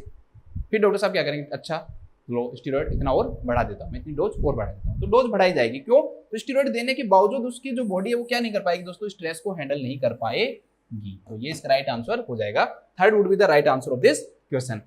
बाकी की जो चीजें ना वो जरूरत है वो भी सही होंगे इसमें ऑप्शन, लेकिन मेन फोकस किस चीज पे है आपका कि भाई स्ट्रेस से लड़ना जरूरी है, क्योंकि इस क्वेश्चन में जो फोकस करवा रखा है वो फैमिली के अंदर डेथ हुई है उस पर फोकस करवा रखा है। यहाँ पर कह रहा है कि भाई आप उसको एनाल्जेसिक दे दो और माइल्ड सेडेशन दे दो। अरे भाई जरूरी है, मान लो पेशेंट की सर्जरी हुई है उसके बाद एनाल्जेसिक की जरूरत है, लेकिन स्ट्रेस के लड़ने के लिए एनाल्जेसिक थोड़ी काम कर लेगा। या फिर सोना काम कर लेगा, सुबह सो गया तो बस ठीक, सुबह उठेगा ऐसे, ओ अच्छा डेथ हो गई, कोई नहीं, कौन सी बड़ी बात है, ऐसे थोड़ी करेगा पेशेंट। उसको तो बॉडी तो लड़ना है ना, उसको स्ट्रेस है, तो उसको लड़ने के लिए स्टेरॉइड चाहिए, रेस्ट थोड़ी चाहिए, उसको एनर्जेटिक थोड़ी चाहिए। तो इसलिए ये ऑप्शन क्या हो जाएगा आपका, गलत हो जाएगा। दूसरा क्या दे रखा है दोस्तों, ये तो मतलब पागल ऑप्शन है एकदम, steroid replacement medication there will have to be reduced, कि इसको क्या करना पड़ेगा, कम करना पड़ेगा। अरे भाई कम क्यों करें, बढ़ाओगे, उसका स्ट्रेस कम थोड़ी हुआ है। ये तो ऐसी बात हो गई भाई, जैसे तो वो उसकी फैमिली के अंदर किसी की डेथ हुई और वो खुश हो गई हो, तो मतलब स्ट्रेस उसका कम हो गया हो, और अब वो कह रही है कि मैं खुश हूँ, आप एक काम करो। तो ऐसा तो है नहीं, अगर फैमिली में हुई है डेथ तो वो क्या हो गया, अपसेट होगी, तो आप डोज को रिड्यूस थोड़ी करोगे, इंक्रीज करोगे ना। There is a decrease ability to handle, ये हो गया।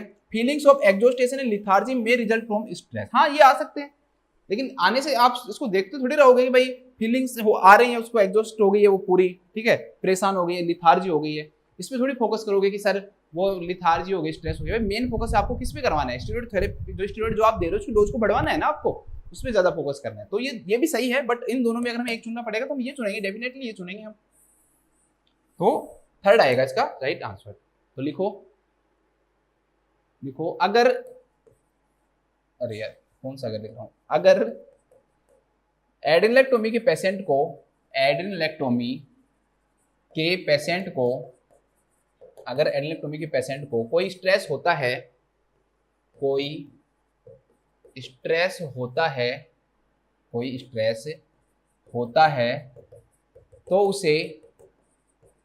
तो उसे हेल्थ केयर प्रोवाइडर को, जो मेरी क्लास लंबी हो जाती है ना, उसमें एक रीजन दोस्तों ये लिखना भी है। आप इसके टाइम को काउंट करोगे, कम करोगे ना तो थोड़ा टाइम कम हो जाएगा, लेकिन मैं आप लोगों को फायदा करना चाहता हूँ। तो कभी ऐसे मत सोचना कि सर लंबी क्लास ले लेते हो आप, 10 क्वेश्चन ही कराते हो, तो दूसरे 10 क्वेश्चन नहीं कराता हूँ आपको, मुझसे रिलेटेड सारी चीजें करवा देता हूँ, है ना। अगर एड्रेनलेक्टोमी के पेशेंट को कोई स्ट्रेस होता है तो उसे एससीपी को नोटिफाई करना चाहिए। तो नर्स को लिखो, उसे का मतलब आप पेशेंट मत समझ लेना, नहीं पेशेंट करेगा तो नर्स को एससीपी को इन्फॉर्म करना चाहिए, नोटिफाई करना चाहिए, कुछ भी लिख लो, इन्फॉर्म या नोटिफाई करना चाहिए,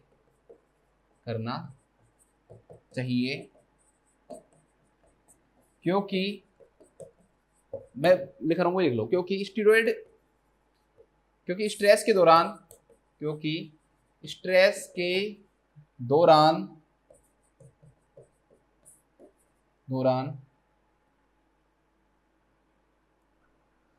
उसकी स्टेरॉइड की जो डोज है, उसकी स्टेरॉइड की डोज को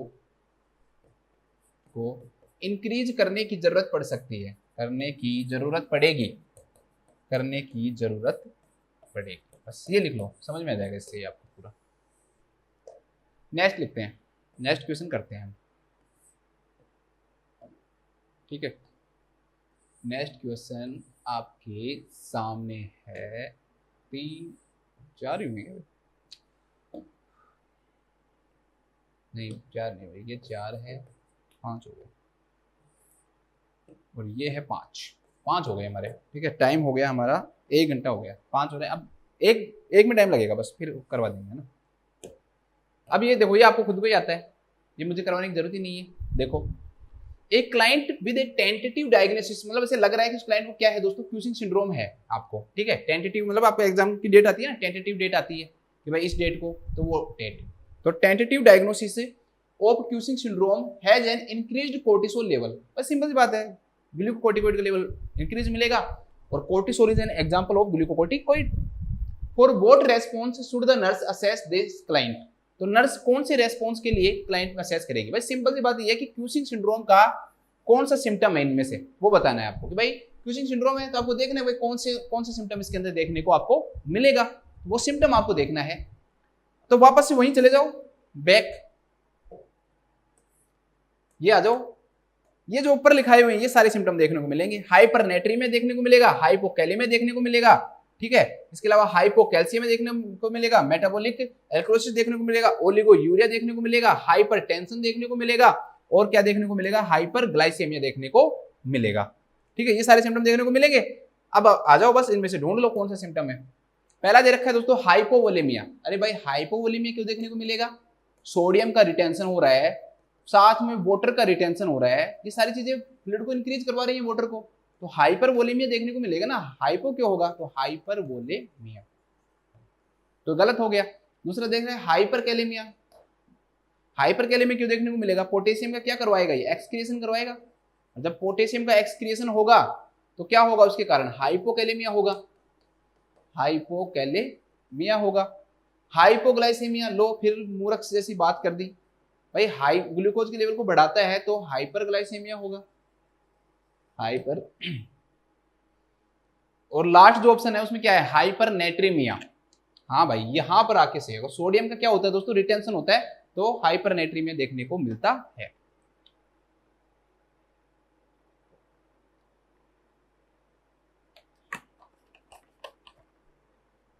लिखो क्यूसिंग सिंड्रोम में, अब टाइम नहीं लगा ना इस क्वेश्चन में, देख लो पिछली क्लास बहुत इंपॉर्टेंट थी। सिंड्रोम में निम्न क्लिनिकल मैनिफेस्टेशन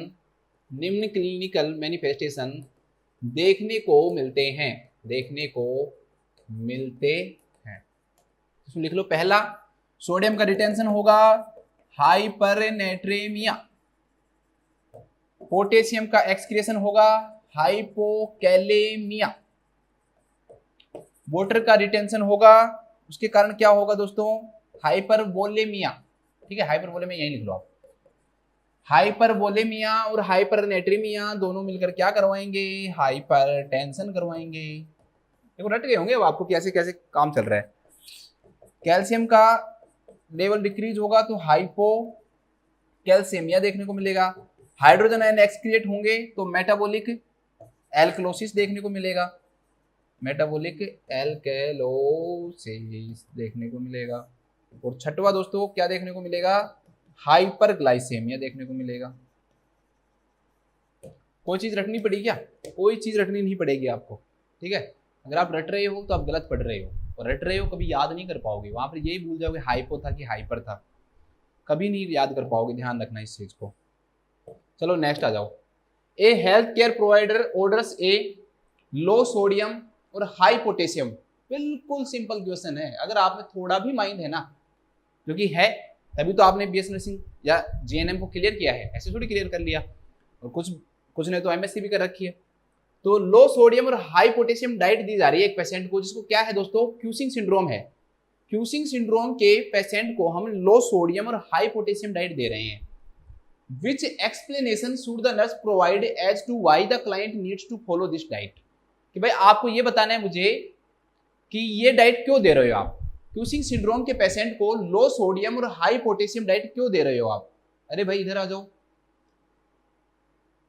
क्योंकि क्यूसिंग सिंड्रोम के पेशेंट के अंदर हाइपरनेट्रीमिया देखने को मिलता है। तो सोडियम क्या है, पहले से ही बॉडी के अंदर ज्यादा है। अगर सोडियम पहले से ही बॉडी के अंदर ज्यादा है दोस्तों, तो हम उसको कैसी डाइट देंगे, तो हम उसको लो सोडियम डाइट देंगे।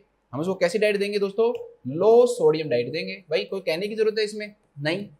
पोटेशियम की बॉडी के अंदर कमी देखने को मिलती है, इस कमी को पूरा करने के लिए हमें बाहर से पोटेशियम देना पड़ेगा, तो हाई पोटेशियम, लो सोडियम और हाई पोटेशियम डाइट देंगे, बस सिंपल सी बात है। अगर कैल्शियम भी पूछे तो हाइपोकैल्सीमिया है, तो हम क्या देंगे दोस्तों, हाई कैल्शियम देंगे।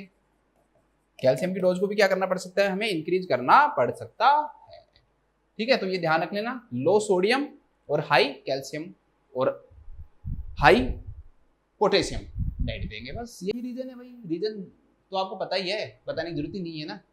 तो देखो पहला ऑप्शन पे आते हैं। अब कई बार क्वेश्चन इतना सिंपल नहीं होते, ऑप्शन थोड़े स्टफ हो जाते हैं। The use of the salt probably contribute to the disease. भाई कि जो डिजीज जो हुई है ना, इस डिजीज का कारण क्या था, क्यूसिंग सिंड्रोम का होने का जो कारण क्या था दोस्तों, वो ये था कि आपने सोल्ट लिया।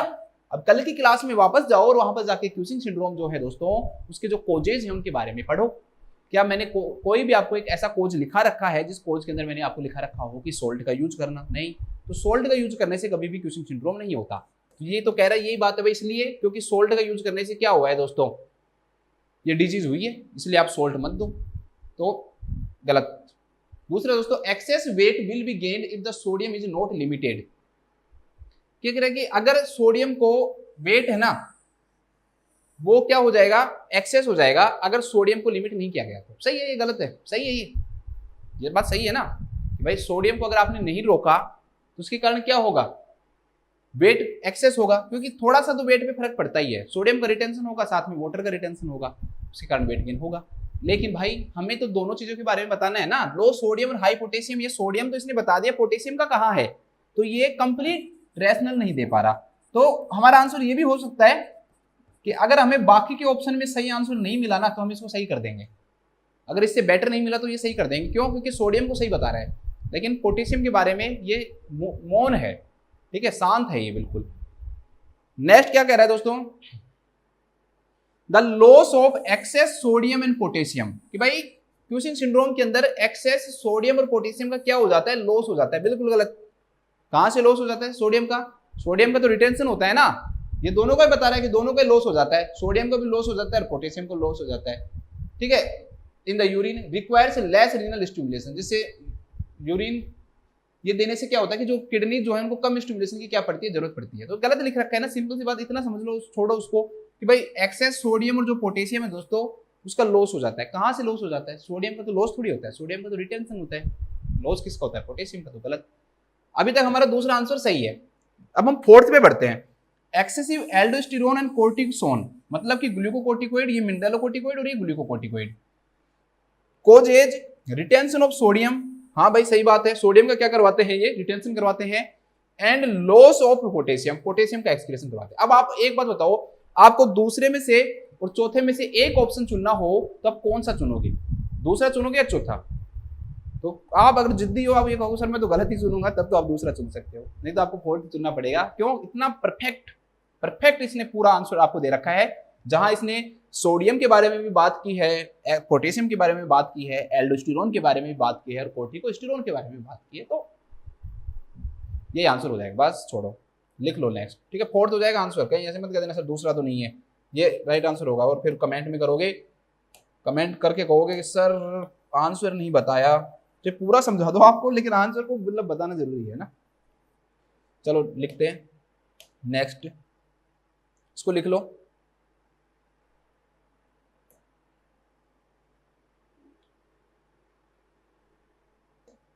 यहाँ पर एडिशन डिजीज कहाँ से आ गई? यहाँ पर क्यूसिंग सिंड्रोम है ना, चलो गलती से हो गया होगा, इसको लिख लो।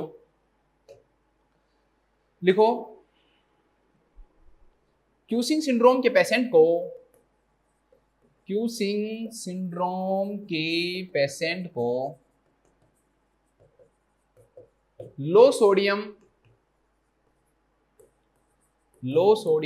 एंड हाई पोटेशियम डाइट दी जाती है। देखो हर चीज लॉजिकल है, कहीं ये डाइट भी याद नहीं करनी पड़ रही है आपको, कितनी अच्छी बात है। डाइट भी याद कहां कर रहे हो आप, आपको लॉजिक है तो आप कर दोगे। क्योंकि ग्लूकोकोर्टिकोइड एंड मिनरलोकोर्टिकोइड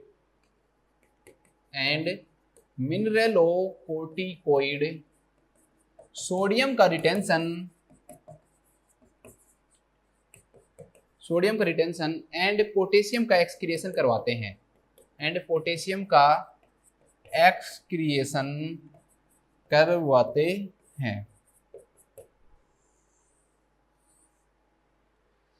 ठीक है।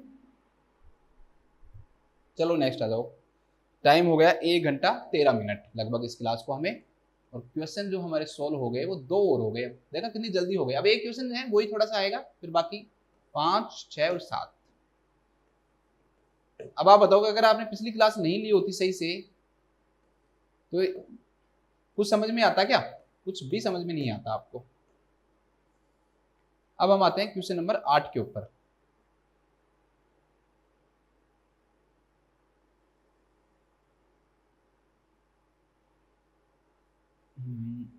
लिखूंगा मैं, ठीक है, आ जाओ। बहुत अच्छा क्वेश्चन है। एक डिजीज खत्म करवाऊंगा अब आपके में इसमें, है ना। जैसे हमने कल डिजीज खत्म किया, एक डिजीज यहाँ खत्म करेंगे, और आपको आती है डिजीज, ये वादा है मेरा कि आपको आती है। बस आपको बताना है कि होगा क्या, आती है आपको पहले से है। A nurse is caring for a client with the clinical manifestation of hypotension. एक नर्स है दोस्तों, वो एक पेशेंट के अंदर हाइपोटेंशन का क्लिनिकल मैनिफेस्टेशन देख रही है, that is associated with a diagnosis of Addison disease. जो कि किसकी डायग्नोसिस है? जिस पेशेंट को क्या डायग्नोसिस है दोस्तों, उसको एडिसन डिजीज है। कौन सी डिजीज है? एडिसन डिजीज है which hormone is impaired in production as a result of this disease, कि इसमें से कौन सा हार्मोन दोस्तों जिसके प्रोडक्शन में क्या हुई है, प्रॉब्लम हुई है, जिसके कारण पेशेंट को क्या देख रहे हैं हम, हाइपोटेंशन देख रहे हैं। बहुत ही ज्यादा ट्रिकी क्वेश्चन है ये। कल की क्लास में मैंने आपको एक बार बताया था इसके बारे में कि अगर आपको दोनों ऑप्शन मिले तब क्या करोगे, एक ऑप्शन मिले तो क्या करोगे। चलो ऑप्शन आएंगे तब बताऊंगा। ये कह रहा है कि भाई एडिसन डिजीज किसके कारण से हो रही है, एस्ट्रोजन के कारण, एंड्रोजन्स के कारण, ग्लूकोकोर्टिकोइड के कारण और मिनरलोकोर्टिकोइड के कारण। अब हम बात करते हैं एक बार एडिसन जो डिजीज है दोस्तों, इसे हम एड्रिनल इनसफिशियंसी के नाम से भी जानते हैं। अब देखो फिर से कंफ्यूज मत हो जाना, वहां भी 2 बार बताया था, यहां भी बता रहा हूं। एक्यूट एड्रिनल इनसफिशियंसी और एड्रिनल इनसफिशियंसी में अंतर है। एक्यूट में एकदम से हुआ है, वो एड्रिनलेक्टोमी के कारण होगा। यहां पे डिजीज धीरे धीरे डेवलप हो रही है, यहां पर एक्यूट वर्ड नहीं लिखा मैंने, वहां पर एक्यूट था, इसलिए ये एडिसनियन क्राइसिस कहलाया। क्या कहलाया था, एडिसनियन क्राइसिस। एकदम से क्राइसिस आ गई, मतलब बिल्कुल ही कमी हो गई। लेकिन यहां पर क्या लिखा, इसको हमने एडिसन डिजीज लिखा। तो उन दोनों में थोड़ा सा अंतर देख लेना, क्योंकि एडिसन डिजीज और एड्रिनल इनसफिशियंसी एक ही बात है। और अगर ये एकदम से कम होंगे तब क्या कहलाएंगे दोस्तों, एडिसनियन क्राइसिस कहलाएंगे या फिर एक्यूट एड्रिनल इनसफिशियंसी कहलाएंगे। अब सिंपल सी बात, इस डिजीज में होता क्या है, तो तीनों डिजीज का आपको पता होना चाहिए। एक जगह लिख लोगे तो फायदे में रहोगे। एडिसन डिजीज के अंदर ग्लूकोकोर्टिकोइड और मिनरलोकोर्टिकोइड दोनों का लेवल क्या हो जाता है दोस्तों, कम हो जाता है। क्यूसिंग सिंड्रोम के अंदर मैंने आपको क्या बताया था कि ग्लूकोकोर्टिकोइड का लेवल क्या हो जाता है दोस्तों, इंक्रीज हो जाता है। हमने कहीं भी मिनरलोकोर्टिकोइड की यहाँ पे बात नहीं की थी, ठीक है। स्मॉल अमाउंट में वहां पे भी फर्क पड़ता है, लेकिन हम जब डेफिनेशन पढ़ते हैं तो सिर्फ क्या पढ़ते हैं, हम ग्लूकोकोर्टिकोइड ही पढ़ते हैं। हाइपर एल्डोस्टेरोनिज्म ये कौन सिंड्रोम में डिजीज आएगी जिसमें सिर्फ और सिर्फ मिनरलोकोर्टिकोइड क्या होगा दोस्तों, इंक्रीज होगा। यहाँ पे ग्लूकोकोर्टिकोइड इंक्रीज हो रहा है क्यूसिंग सिंड्रोम में। और क्यूसिंग डिजीज क्या होती है बताओ, कमेंट करके बताओ, बता दिया मैंने तो आपको कल। और अगर सिर्फ मिनरलोकोर्टिकोइड इंक्रीज हो रहा है तो हाइपर एल्डोस्टेरोनिज्म या कौन सिंड्रोम कहलाएगा। और अगर एडिसन डिजीज के अंदर दोनों ही चीजें क्या हो जाती हैं, कम हो जाती हैं, ग्लूकोकोर्टिकोइड भी कम हो जाता है और मिनरलोकोर्टिकोइड भी क्या हो जाता है, कम हो जाता है। चलो आ जाओ अब इसके कोजेज, क्या क्या कोजेज हो सकते हैं इसके। तो इसके कोजेज को हम 2 भागों में बांटते हैं। इसके जो कोजेज हैं दोस्तों, इसे हम 2 भागों में बांटते हैं, प्राइमरी और सेकेंडरी, ठीक है। ये छोड़ो, अभी नर्सिंग मैनेजमेंट बाद में बात करेंगे। यहां पर एक कोज होते हैं दोस्तों प्राइमरी कोजेज, और दूसरा जो कोजेज होता है दोस्तों दैट इज सेकेंडरी कोजेज।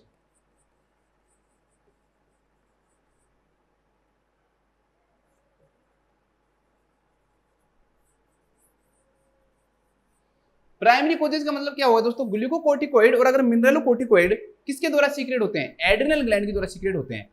तो अगर इसका जो रीजन है वो सीधा सीधा एड्रिनल ग्लैंड है तो इसे हम किस नाम से जानेंगे, इसे हम प्राइमरी कोजेज के नाम से जानेंगे, या फिर इसे कई बार इसे प्राइमरी एडिसन डिजीज भी कह देते हैं। किस नाम जानते हैं, प्राइमरी एडिसन डिजीज के नाम से भी जानते हैं, या प्राइमरी याद रखो, ठीक है। दूसरा तो दोस्तों सेकेंडरी कोजेज, अदर कोई भी डिजीज के कारण हो, अगर किसी भी डिजीज के कारण हो रहा है दोस्तों, तो फिर इसे हम किस नाम से जानेंगे, सेकेंडरी कोजेज के नाम से जानेंगे। तो ये सेकेंडरी एडिसन डिजीज हो गई। अब देखो प्राइमरी कोजेज मतलब एड्रिनल ग्लैंड के अंदर आप एक बात बताओ मुझे कि भाई क्या क्या कारण हो सकते हैं दोस्तों जिसके कारण जो एड्रिनल जो ग्लैंड है, ऐसे कौन से कारण हो सकते हैं जिसके कारण एड्रिनल ग्लैंड इफेक्ट होगी और उसे हार्मोन के लेवल कम होंगे। तो अभी तो पढ़ा है, एक तो क्या होगा दोस्तों, एड्रिनलेक्टोमी। अगर एड्रिनलेक्टोमी होगा पेशेंट के अंदर तो एड्रिनल ग्लैंड के जो हार्मोन्स है वो क्या होंगे दोस्तों, कम होंगे। तो एड्रिनलेक्टोमी के कारण भी क्या हो सकता है, एडिसन डिजीज हो सकता है। दूसरा क्या हो सकता है दोस्तों भाई, एड्रिनल हेमरेज के कारण। देखो एड्रिनल ग्लैंड है, हाईली वेस्कुलर ग्लैंड है। एड्रिनल जो ग्लैंड है वो हाईली वेस्कुलर ग्लैंड है। देखो ये आपका किडनी हो गई, एड्रिनल ग्लैंड, इसमें हुई ब्लीडिंग हो गई तो ब्लड का लॉस होगा। तो ब्लड की अमाउंट क्या होगी, कम होगी। ब्लड की सप्लाई कम होगी तो सेल और टिश्यूज के अंदर क्या होगा, नेक्रोसिस होगा। और सेल और टिश्यूज के अंदर नेक्रोसिस होगा तो सेल्स की क्या होगी दोस्तों, डेथ होगी। और सेल्स की अगर डेथ होगी तो जो सेल्स हार्मोन बना रही है उनकी डेथ ही हो गई, तो वो हार्मोन्स भी क्या होंगे, कम होंगे। और अगर हार्मोन्स कम होंगे दोस्तों तो उसके कारण क्या होगी, एडिसन डिजीज होगी। बस सिंपल सा समझ लो। तो एड्रिनल हेमरेज के कारण भी ये हो सकता है, ठीक है। इसके अलावा कई बार एड्रिनल एक डिसऑर्डर हो जाता है दोस्तों, एड्रिनल हाइपोप्लेजिया कोंजिनाइटा। कोंजिनाइटा एक डिसऑर्डर होता है जिसके अंदर बच्चे के अंदर जन्म के समय से ही कोंजिनाइटली एड्रिनल ग्लैंड सिकुड़ी हुई मिलती है, कम मिलती है, सेल्स की संख्या जो है वो कम मिलती है, छोटी मिलती है, तो उसे हम किस नाम से जानते हैं? एड्रिनल हाइपोप्लेजिया कोंजिनाइटा के नाम से हम उसे जानते हैं। एड्रिनल हाइपोप्लेजिया कोंजिनाइटा के नाम से हम इसे जानते हैं, ठीक है। तो उसके कारण भी क्या हो सकता है दोस्तों? ये डिजीज हो सकती है। और डायरेक्टली इसके हार्मोन से अगर हम बात करें दोस्तों, तो आपने सडनली, एकदम से सडनली या एब्रप्टली स्टॉपेज कर दिया, स्टॉपेज ऑफ स्टीरॉयड हॉर्मोन्स। कभी भी ना, आपको एक चीज बताता हूं मैं, जैसे मान लो मैंने आपको बताया था यूनिलैटरल एडिलेक्टोमी, एग्जांपल के रूप में बता रहा हूं। यूनिलैटरल एडिलेक्टोमी मैंने आपको क्या बताया था दोस्तों कि 2 साल तक हम क्या करते हैं, उसको कोर्टिकोस्टेरॉइड देते हैं, उसके बाद हम नहीं देते हैं, ये बताया था ना। अब आपको मान लो कि आपको 2 साल जो है ना, आप मान लो एग्जाम्पल के रूप में आप 100 mg हाइड्रोकोर्टिसोन दे रहे थे किसी भी पेशेंट को, ठीक है, कब? 1 जनवरी और 2023 को दे रहे थे। अब उसको 1 जनवरी 2025 तक देना है। 1 जनवरी 2025 तक आपको क्या देना है उसको? 23 24 से 25, 23 से 24 1 साल और 24 से 25 1 साल, है ना। हाँ, तो 2025 तक दोगे आप उसे। अब आपको लास्ट जो दिन है ना, वो है 1 जनवरी 2025। तो उसने, आपने क्या किया भाई, उस दिन कहा आपने ठीक है मैंने दे दिया आपको, आज से आपकी डोज बिल्कुल क्या हो गई? क्लोज। और आपने उससे पहले भी आप क्या दे रहे हो? कंटिन्यूअस 100 mg डोज दे रहे हो। ऐसे मान लो आप 31 जो दिसंबर है उसको भी आप कितनी डोज दे रहे थे? उसको 100 mg दे रहे थे, और आपने 1 जनवरी को क्या कह दिया? बंद, बस अब आपको कुछ नहीं देना। ये बहुत बड़ा रिस्क फैक्टर होता है, ये बहुत बड़ा कोज होता है, जिसके कारण किसी भी पेशेंट के जो हार्मोन का लेवल है वो एकदम से गिर सकता है। हमेशा जब कभी भी हमें स्टेरॉइड थेरेपी बंद करनी होती है तो हम डोज को टेपर करते हैं। टेपरिंग का मतलब क्या होता है कि जैसे उसको 100 mg दे रहे थे तो 1 महीने से हम कम करने लग जाएंगे, 90 पे ले जाएंगे, फिर 80 mg पे ले जाएंगे, 70 mg पे ले जाएंगे, 60 पे, 50 पे, 40 पे, 30 पे, 10 पे, और फिर उसको बंद करेंगे। ऐसे नहीं कि 100 mg डेली लग रहा है और एकदम से उसका 100 mg आपने बंद कर दिया, तो चलो आपका काम खत्म। तो सडनली कभी भी कम करने से क्या होगा? एकदम से हार्मोन का लेवल क्या होगा दोस्तों? गिरेगा। और एड्रिनल ग्लैंड के जो हार्मोन ग्लूकोकोर्टिकोइड और मिनरलोकोर्टिकोइड दोनों का काम करता है हाइड्रोकोर्टिसोन, तो उससे क्या होगा दोस्तों? एकदम से लेवल गिर सकता है, वो उसके कारण भी एड्रिनल जो डिजीज है वो हो सकती है। अब सर एड्रिनल इनसफिशियंसी भी हो सकती है ना? अरे दोस्तों वो उसी का कॉम्प्लिकेशन है। एड्रिनल इनसफिशियंसी भी एक तरह से है तो एडिशन डिजीज ही ना, लेकिन एडिशन जो डिजीज है उसका कॉम्प्लिकेशन क्या होता है? एडिशन क्राइसिस होता है, ये भी ध्यान रखना ना। तो सडनली और एब्रप्टली एकदम से आपने स्टॉपेज कर दिया स्टेरॉइड हार्मोन्स दोस्तों, उसके कारण भी ये हो सकती है। तो ये हो गए आपके प्राइमरी कोजेज। अब आप बात करते हैं, एक बार हम सेकेंडरी कोजेज पे हम बात करते हैं।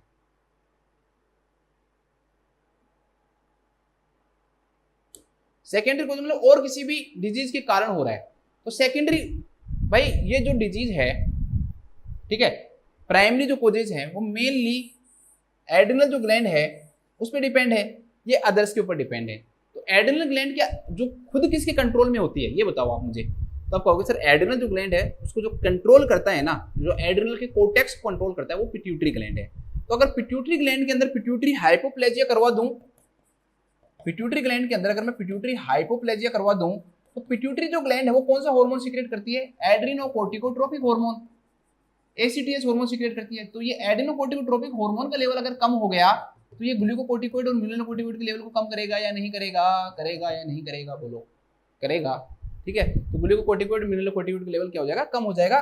तो पिट्यूटरी ग्लैंड की अगर सेल्स जो है मान लो इतनी नॉर्मल है, ये इतनी हो गई, तो जितनी सेल्स ये थी, जितना हार्मोन बना रही थी, ये नहीं थोड़ी बनाएंगी इतना। तो हाइपोप्लेजिया अगर हो गया दोस्तों पिट्यूटरी ग्लैंड में, तो वो भी क्या कोज करवा सकता है? आपका सेकेंडरी एडिशन जो डिजीज है वो खोज करवा सकता है, सेकेंडरी कोजेज। इसके अलावा कुछ डिजीज और होती हैं, जैसे एचआईवी में भी देखने को मिलता है, ट्यूबरक्लोसिस में भी देखने को मिलता है, एचआईवी ट्यूबरक्लोसिस उसमें भी देखने को मिलता है। एक हिस्टोप्लाज्मोसिस डिसऑर्डर होता है, बस नाम याद रख लेना अगर करो तो, हिस्टोप्लाज्मोसिस, इसमें भी देखने को मिलता है। तो इनके कारण क्या हो सकता है दोस्तों? सेकेंडरी कोजेज हो सकते हैं। इसके कारण क्या हो सकते हैं? सेकेंडरी जो कोजेज हैं वो हो सकते हैं।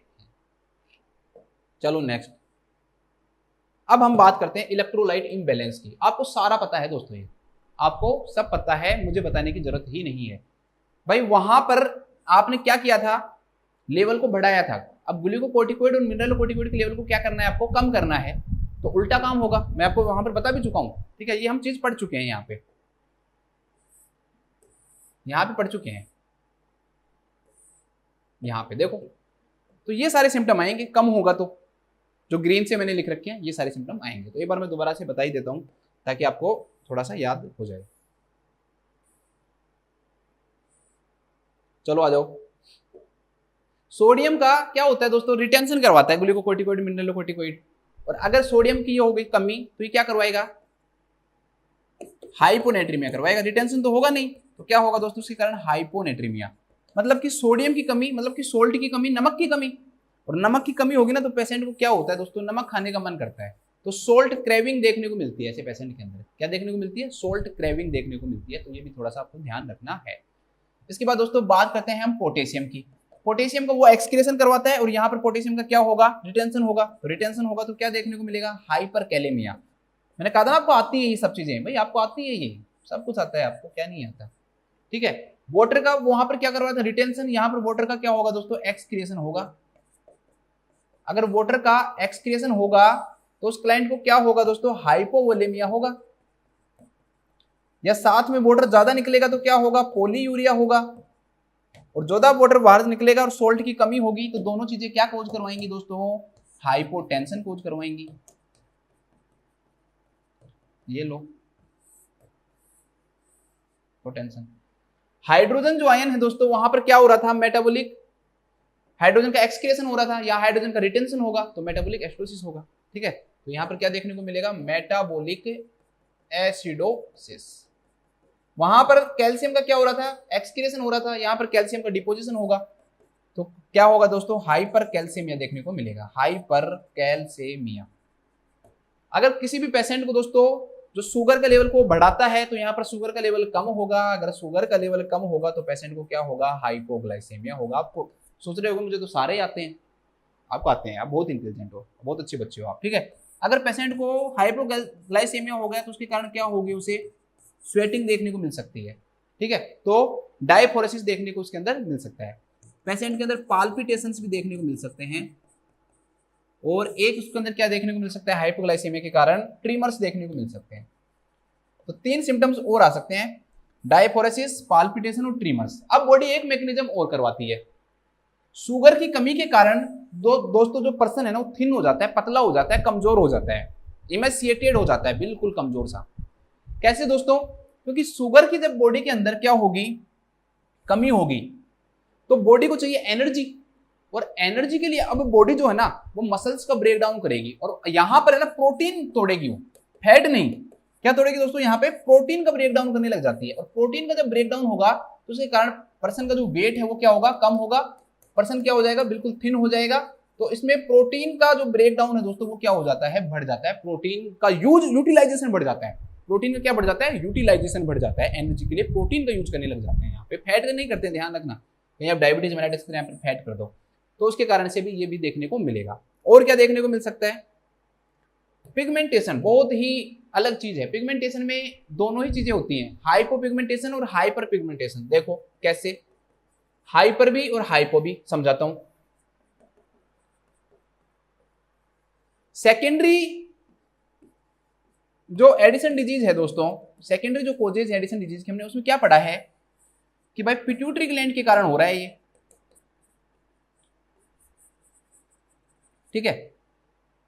एक मिनट यहाँ पे ये मत लिखो कि हाइपो होगा या हाइपर, क्योंकि मैं लॉजिक पे काम करता हूँ, मुझे भी नहीं पता भी हाइपो होगा या हाइपर, लेकिन मैं काम करवाता हूँ। यहाँ पे है आपकी पिट्यूटरी ग्लैंड, ये है पिट्यूटरी। और यहाँ पर दोस्तों आपकी कौन सी ग्लैंड है, ये एड्रिनल ग्लैंड है। देखो अभी आपको मैं समझाऊंगा कि कैसे याद करना है, मैं भी ऐसे याद करता हूँ, ऐसे नहीं है कि मुझे ये चीजें याद है, मैं कंसेप्ट बनाता हूँ, चीजें गलत नहीं होती कभी भी। देखो प्राइमरी में किससे रिलेटेड है दोस्तों, यहाँ से रिलेटेड है प्राइमरी। तो प्राइमरी का मतलब क्या हो गया दोस्तों, कि यहाँ पर ये ग्लैंड तो बिल्कुल नॉर्मल है ना, तो ये ग्लैंड क्या सीक्रेट करती है, ACTH सीक्रेट करती है। प्राइमरी के अंदर ये ACTH सीक्रेट करती है, लेकिन यहां पर ग्लूकोकोर्टिकोइड एंड मिनरलोकोर्टिकोइड का लेवल क्या मिलेगा, कम मिलेगा। अब ये लेवल जब कम मिलेगा तो ये हाइपोथैलेमस को क्या करेगा, स्टिमुलेट करेगा। कि भाई लेवल कम है, पिट्यूटरी ग्लैंड वो कहेगा कि भाई लेवल को बढ़ाओ। भाई उसको थोड़ी पता है कि उसके पास सेल नहीं है, उसके अंदर हेमरेज हो गए, क्या हो गया, नहीं, वो तो ब्लड पे काम करेगा कि ब्लड के अंदर लेवल कितना है। तो हाइपोथैलेमस को क्या संदेश जाएगा, भाई ग्लूकोकोर्टिकोइड और मिनरलोकोर्टिकोइड क्या है, कम है। अगर इनका लेवल कम है तो हाइपोथैलेमस कहेगा कि भाई इनका लेवल कम है, और पिट्यूटरी ग्लैंड को आदेश देगा, जिसके लिए एक आदमी को भेजेगा, वो कोर्टिकोट्रोपिक रिलीजिंग जो आदमी है वो जाएगा, और कोर्टिकोट्रोपिक रिलीजिंग हार्मोन जो है वो जाके किसको कहेगा, एंटीरियर पिट्यूटरी ग्लैंड को क्या कहेगा कि भाई क्या कर रहा है, उधर तो आदमी मर रहे हैं, ये तो कम हो रहे हैं, तू बढ़ा। तो एसीटीएच का लेवल क्या होगा दोस्तों, बढ़ेगा। एसीटीएच का लेवल क्या होगा, बढ़ेगा। और जब एसीटीएच का लेवल बढ़ेगा, तो मैंने आपको पिछली क्लास में अंदर क्यूसिंग सिंड्रोम में बताया था कि जब भी एसीटीएच का सीक्रेशन बढ़ता है तो एक प्रकार की सेल से इनका फॉर्मेशन होता है, मिलेनोसाइट स्टिमुलेटिंग हार्मोन है उसका भी लेवल बढ़ता है, और जब मिलेनोसाइट स्टिमुलेटिंग हार्मोन का लेवल बढ़ता है तो ये मिलेनिन के फॉर्मेशन को बढ़ाते हैं, और जब मिलेनिन का फॉर्मेशन बढ़ेगा तो दोस्तों हाइपर पिगमेंटेशन देखने को मिलेगा। क्या देखने को मिलेगा, हाइपर पिगमेंटेशन देखने को मिलेगा। तो ध्यान रखना, जब क्लाइंट को प्राइमरी टाइप का एडिशन डिजीज होगा तो उस क्लाइंट में क्या देखने को मिलेगा, हाइपर पिगमेंटेशन। और जो इसकी स्किन है ना वो कैसी हो जाती है, ब्रोंज स्किन हो जाती है। तो ध्यान रखना, पूछ सकता है कि कौन सी डिजीज के अंदर ब्रोंज स्किन देखने को मिलती है, ज्यादा पिगमेंटेड होने के कारण कैसे देखने को मिलती है दोस्तों, ब्रोंज स्किन देखने को मिलती है, ब्रोंज स्किन देखने को मिलती है। और हाइपो के अंदर क्या होगा, अब देखो सेकेंडरी, अब इसमें हमने प्राइमरी पढ़ लिया, अब सेकेंडरी पे आ जाओ। सेकेंडरी के अंदर यहां पर ये है आपकी पिट्यूटरी ग्लैंड, और यहां पर ये आपकी कौन सी ग्लैंड है दोस्तों, आपकी एड्रिनल ग्लैंड है। पिट्यूटरी ग्लैंड खुद ही एसीटीएच का सीक्रेशन क्या कर रही है दोस्तों, कम कर रही है, जिसके कारण ग्लूकोकोर्टिकोइड और मिनरलोकोर्टिकोइड क्या हो रहे हैं, कम हो रहे हैं। जब एसीटीएच कम होगा तो मिलेनोसाइट स्टिमुलेटिंग हार्मोन भी कम रहेगा, और मिलेनोसाइट कम रहेगा तो जो मिलेनिन है वो क्या रहेगा, कम रहेगा। और अगर मिलेनिन कम रहेगा दोस्तों तो उसके कारण क्या होगा, हाइपोपिगमेंटेशन होगा। ठीक है, हाइपोपिगमेंटेशन होगा। एक बार देख लेना, मिलेनिन है मेलाटोनिन है, देखना इसको ना, मिलेनिन आएगा मेलाटोनिन आएगा, कंफ्यूजिंग है ये स्किन। ठीक है, तो एक बार देख लेना इसको, मिलेनिन आना चाहिए, मेरे हिसाब से मिलेनिन आना चाहिए, एक बार देख लेना। हाइपोपिगमेंटेशन, ठीक है, तो इसके अंदर स्किन जो है वो थोड़ी कम पिगमेंटेड हो जाती है, पैलर स्किन देखने को मिलती है। तो दोनों ही चीजें हो सकती है, कोजेस के ऊपर डिपेंड करेगा कि प्राइमरी है या सेकेंडरी है। ठीक है, प्राइमरी है या सेकेंडरी है उसके ऊपर डिपेंड ये करेगा। तो अगर वो सेकेंडरी है तो पैलर स्किन देखने को मिलेगा, और अगर प्राइमरी है दोस्तों तो उसके अंदर क्या देखने को मिलेगा, ब्राउन स्किन देखने को मिलेगा। ठीक है, ध्यान रखना। चलो और भी चीजें देखनी है क्या, हाँ चलो और भी चीजें देखते हैं।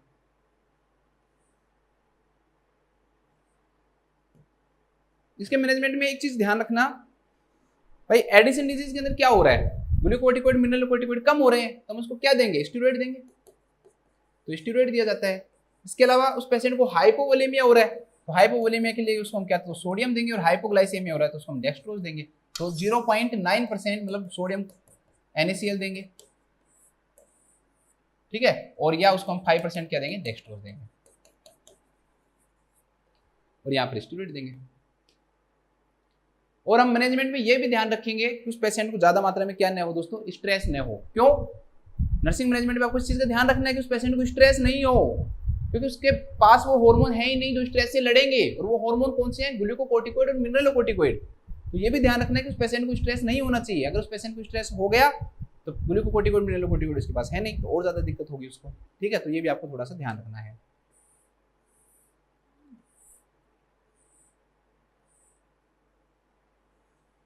इसके अंदर है ना, हम एक टेस्ट भी करवाते हैं जिसको हम बोलते हैं ACTH स्टिमुलेशन टेस्ट। इसमें लिखा नहीं कहीं शायद, इसके अंदर हम एक टेस्ट भी करवाते हैं। ठीक है, ACTH स्टिमुलेशन टेस्ट करवाते हैं।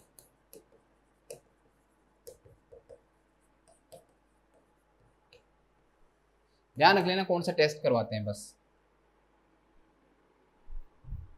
ठीक है, बस नाम याद रखना। इसके अलावा MRI CT स्कैन, भाई हाइपोप्लेजिया ये देखने के लिए वो तो करेंगे, सीरम इलेक्ट्रोलाइट टेस्ट करवाएंगे जिसमें सारे सीरम इलेक्ट्रोलाइट है वो पता लग जाएंगे हमें। ठीक है, और इसके अलावा दोस्तों सीरम इलेक्ट्रोलाइट पता लग गया, MRI CT स्कैन करवा के देखेंगे।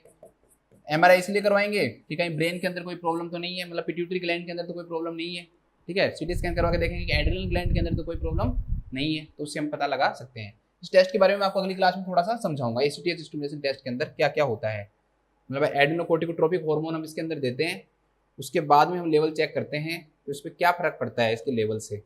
ग्लूकोज का जो लेवल है ना उस पर क्या फर्क पड़ता है ये चेक करते हैं हम उसमें, अगली क्लास में बता दूंगा मैं आपको। चलो ये एक डिजीज हमारी खत्म हो गई, बस इतना पढ़ लिया तो बहुत है। चलो अब आ जाओ नेक्स्ट क्वेश्चन पे। अब ये क्वेश्चन थोड़ा सा ट्रिकी है, इस क्वेश्चन में ग्लूकोकोर्टिकोइड भी दे दिया इन्होंने, मिनरलोकोर्टिकोइड भी दे दिया, लेकिन इस क्वेश्चन का हम रेशनल ये जानेंगे क्योंकि ये हाइपोटेंशन की बात कर रहा है। तो हाइपोटेंशन मेनली किसके कारण होगा, तो मैंने आपको बताया था दोस्तों कि अगर ये क्वेश्चन आता है कि भाई सोडियम का रिटेंशन, सोडियम एंड वाटर का रिटेंशन, सोडियम एंड वाटर का रिटेंशन और पोटेशियम का एक्सक्रिएशन कौन करवाता है, पोटेशियम का एक्सक्रिएशन कौन करवाता है। और अगर आपके पास ऑप्शन हो 4 ए बी सी डी और एक सेम क्वेश्चन है लेकिन ऑप्शन अलग हो ए बी सी डी, यहाँ एक ऑप्शन में ग्लूकोकोर्टिकोइड दे रखा हो, एक मिनरलोकोर्टिकोइड दे रखा हो, एक यहाँ पे एस्ट्रोजन दे रखा हो, एक यहाँ पे एंड्रोजन दे रखा हो, मतलब यही वाला एक जो क्वेश्चन है उसमें दोस्तों ग्लूकोकोर्टिकोइड दे रखा हो, मिनरलोकोर्टिकोइड दे रखा हो, बोथ ए एंड बी, मतलब ग्लूकोकोर्टिकोइड और मिनरलोकोर्टिकोइड दोनों दे रखे हो और डी जो है वो एस्ट्रोजन दे रखा हो, तो क्वेश्चन चेंज हो जाएगा। ध्यान रखना सोडियम एंड वाटर, सोडियम का रिटेंशन, वाटर का रिटेंशन और पोटेशियम का एक्सक्रिएशन दोनों करवाते हैं, ग्लूकोकोर्टिकोइड और मिनरलोकोर्टिकोइड दोनों करवाते हैं, लेकिन इन दोनों में ज्यादा पावरफुल कौन है इस चीज के लिए, सोडियम और वाटर के रिटेंशन के लिए। तो ध्यान रखना जो पावरफुल है दैट इज मिनरलोकोर्टिकोइड। मिनरल जो कोर्टिकोइड है एल्डोस्टेरोन है वो उसका मेन काम है, ग्लूकोकोर्टिकोइड करता है लेकिन कम अमाउंट में करता है, इसलिए अगर अलग अलग ऑप्शन आते हैं तो हम ऑप्शन आंसर क्या मानेंगे, मिनरलोकोर्टिकोइड मानेंगे, लेकिन अगर दोनों दे रखे हैं तो फिर हम आंसर क्या मानेंगे, बोथ ए एंड बी मानेंगे। ध्यान रखना है आपको, यही क्वेश्चन इस पे भी है। ये एक्चुअली में क्वेश्चन में ये कह रहा था भाई इंपेयर्ड हो रहा है तो कौन सा इंपेयर्ड होगा, तो इंपेयर्ड तो दोनों ही होंगे, ग्लूकोकोर्टिकोइड भी होगा और मिनरलोकोर्टिकोइड भी होगा, तो यहाँ पर तो हम फंस गए।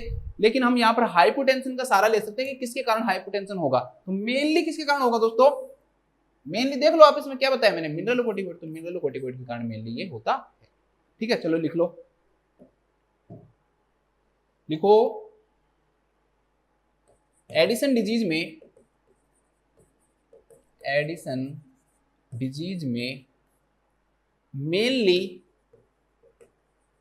मिनरलोकोर्टिकोइड के कारण, मिनरलोकोर्टिकोइड की कमी के कारण, मिनरलोकोर्टिकोइड की कमी के कारण, की कमी के कारण हाइपोटेंशन देखने को मिलता है। लेकिन अगर ऑप्शन में दोनों हो ना तो दोनों आएंगे, ग्लूकोकोर्टिकोइड मिनरलोकोर्टिकोइड, ध्यान रखना, ब्रैकेट में लिख लेना, स्मॉल अमाउंट में यह ग्लूकोकोर्टिकोइड के कारण भी होता है, ग्लूकोकोर्टिकोइड के, बस अब यही क्वेश्चन है, अब बाकी क्वेश्चन बहुत सिंपल है, के कारण भी होता है।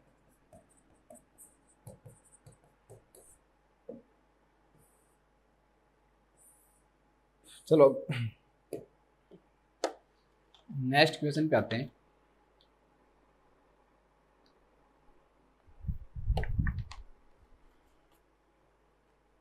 कितने बज रहे हैं, 2 ही बज रहे होंगे शायद, हाँ।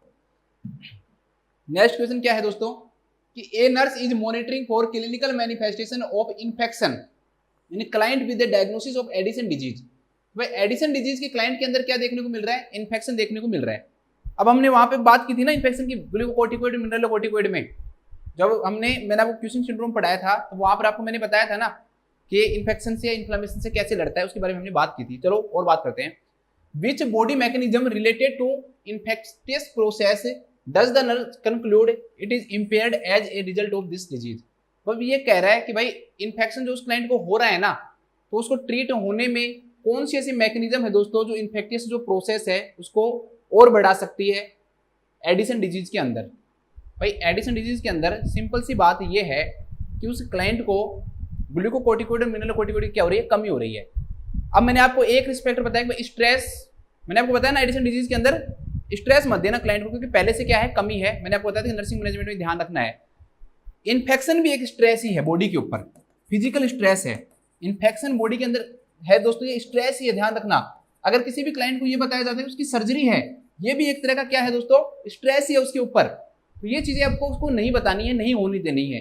अब उसके क्लाइंट को क्या हो गया दोस्तों, इन्फेक्शन हो गया, मतलब कि उसको क्या हो गया, स्ट्रेस हो गया। क्योंकि आपको इन्फेक्शन होगा तो सिंपल से वो ऐसे मान लो, आप तो उसको छोड़ो, आपको इन्फेक्शन होगा, आपको स्ट्रेस होगा या नहीं होगा, आपको टेंशन होगी या नहीं होगी, बस स्ट्रेस हो गया, ये मान लो आप, अगर उस एग्जाम्पल में नहीं मानो तो सर्जरी होगी तो आपको टेंशन नहीं होगी, बस स्ट्रेस। अब स्ट्रेस से लड़ने की क्षमता क्या हो गई हमारी, कम हो गई है। ये मैंने आपको फंक्शन में करवाया था ग्लूकोकोर्टिकोइड में कि भाई स्ट्रेस से लड़ने की क्षमता क्या हो जाती है, कम हो जाती है। क्यों? क्योंकि ग्लूकोकोर्टिकोइड स्ट्रेस से लड़ने में मदद करता है। कैसे मदद करता है वो भी मैंने आपको सारे लिखा रखे थे कि एड्रेनलिन और एड्रेनलिन के साथ मिलकर काम करता है, परमेजिव इफेक्ट बोलते हैं उसको। प्रोटीन प्रोवाइड करवाता है, सॉरी फैटी एसिड है वो प्रोवाइड करवाता है, प्रोटीन का एनाबोलिज्म करवाता है। तो ये कई सारी चीजें मैंने आपको बताई थी। तो अब यहाँ पे आ जाओ आप, तो ये भाई कैसे ये इस डिजीज के अंदर हेल्प करेगा, ठीक है, कैसे ये कौन सी चीज इंपेयर्ड होगी। तो सीधी सी बात है दोस्तों, इन्फेक्शन होगा तो स्ट्रेस से लड़ने का जो उसको रेस्पॉन्स जो है ना वो क्या हो जाएगा, इंपेयर्ड होगा। क्यों? क्योंकि उसको पहले से डिजीज है, उसको एडिशन, अब उसको इन्फेक्शन हो गया तो उसके ऊपर और ज्यादा क्या आ गया दोस्तों, स्ट्रेस आ गया। तो स्ट्रेस से जो उसका जो रेस्पॉन्स जो है ना दोस्तों, ये क्या होगा, ये मैकेनिज्म उसकी क्या होगी दोस्तों, अब इंपेयर्ड होगी। ये सिंपल सी बात ये कह रहा है, इन्फेक्शन होने के कारण नर्स को क्या मानना चाहिए कि बॉडी की कौन सी मैकेनिज्म एडिशन डिजीज के क्लाइंट के अंदर इंपेयर्ड होगी। भाई इन्फेक्शन होने के कारण कौन सी मैकेनिज्म होगी, तो एडिशन डिजीज के क्लाइंट में इन्फेक्शन होने के कारण स्ट्रेस होगा। तो स्ट्रेस से जो रेस्पॉन्स है वो उसका क्या हो जाएगा, इंपेयर्ड हो जाएगा। क्यों? स्ट्रेस से लड़ने के लिए हार्मोन है नहीं। एक क्वेश्चन में हमने ये बात भी की थी। तो सिंपल सी बात है कि स्ट्रेस रेस्पॉन्स जो है ना दोस्तों वो उसका क्या हो जाएगा, इंपेयर्ड हो जाएगा। इलेक्ट्रोलाइट बैलेंस, एक बात बताओ, इन्फेक्शन के कारण इलेक्ट्रोलाइट बैलेंस पे डायरेक्टली क्या प्रभाव पड़ेगा, क्या सोडियम बढ़ जाएगा, पोटेशियम कम हो जाएगा, क्या हो जाएगा, कुछ नहीं। तो इलेक्ट्रोलाइट इंबैलेंस का कोई लेना देना इसमें है नहीं। इसके बाद मेटाबॉलिक प्रोसेस, मेटाबॉलिज्म पे भी यहाँ पे डायरेक्टली कोई फर्क नहीं पड़ेगा कि मेटाबॉलिक की प्रोसेस जो है ना, मेटाबॉलिज्म नहीं करे, मेटाबॉलिक की प्रोसेस पे क्या फर्क पड़ेगा, ठीक है। तो डायरेक्टली उससे कोई फर्क नहीं पड़ेगा कि भाई कार्बोहाइड्रेट पे फर्क पड़ जाएगा, कि प्रोटीन पे फर्क पड़ जाएगा, कि फैट पे फर्क पड़ जाएगा, नहीं, इन पे कोई फर्क नहीं पड़ेगा। और रेस्पिरेटरी फंक्शन का तो कोई लेना देना ही नहीं है। हमने कहीं भी ग्लूकोकोर्टिकोइड की और रेस्पिरेटरी फंक्शन की डायरेक्टली हमने क्या बात नहीं की थी, ठीक है। तो रेस्पिरेटरी फंक्शन यहाँ पे कोई लेना देना इसका है नहीं। तो इसका आंसर क्या आ जाएगा दोस्तों, स्ट्रेस रेस्पॉन्स। तो लिखो, अगर एड्रेनलेक्टोमी के पेशेंट हो, एडिशन डिजीज के पेशेंट में सेम बात होती है वैसे, अगर एड्रेनलेक्टोमी भी लिख रहा हूं तो वो भी गलत नहीं है ना। एडिशन डिजीज के क्लाइंट में इन्फेक्शन होता है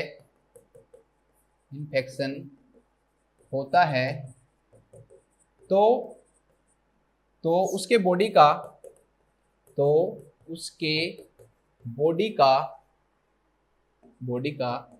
स्ट्रेस रेस्पॉन्स इंपेयर्ड हो जाता है, क्योंकि एडिशन डिजीज में स्ट्रेस से लड़ने वाले हार्मोन की कमी हो जाती है। स्ट्रेस से लड़ने वाले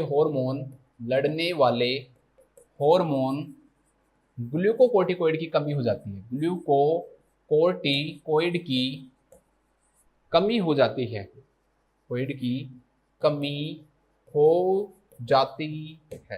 बस लास्ट क्वेश्चन है, बस ये भी इससे रिलेटेड है, मैंने आपको करवा दिया ये, ठीक है, आप देखोगे तो मैंने करवा दिया। लास्ट है आज का क्वेश्चन नंबर 10। टाइम हो गया 1:43, 1 घंटा 43 मिनट हो गया। तो एक client is admitted to the medical unit with a diagnosis of Addison disease. Client को क्या है, एडिशन डिजीज है। द क्लाइंट इज इमेसिटेड, ठीक है, मेरी तरह है वो क्लाइंट, पतला सा, थका हुआ सा, कमजोर सा, ठीक है, थिन एंड वीक क्लाइंट है वो, पतला सा क्लाइंट है। एंड रिपोर्ट्स मस्कुलर वीकनेस, कि भाई मुझे मसल्स के अंदर क्या हो रही है, वीकनेस हो रही है, साथ में मुझे क्या हो रही है दोस्तों, थकावट हो रही है। विच डिस्टर्ब्ड बॉडी प्रोसेस, ऐसे कौन सी बॉडी प्रोसेस उसकी डिस्टर्ब हुई है जिसके कारण वो क्लाइंट जो है दोस्तों वो पतला सा हो गया है, थिन हो गया है, उसके अंदर मसल्स कमजोर हो गई है, मसल्स वीकनेस हो गई है, और साथ में उसको क्या हो गया दोस्तों, फटीग हो गया है। तो ऐसे कौन सी रीजन है, तो आप पीछे आओ, एडिशन डिजीज के अंदर आओ, ठीक है, ये लो एडिशन डिजीज में हम आते हैं।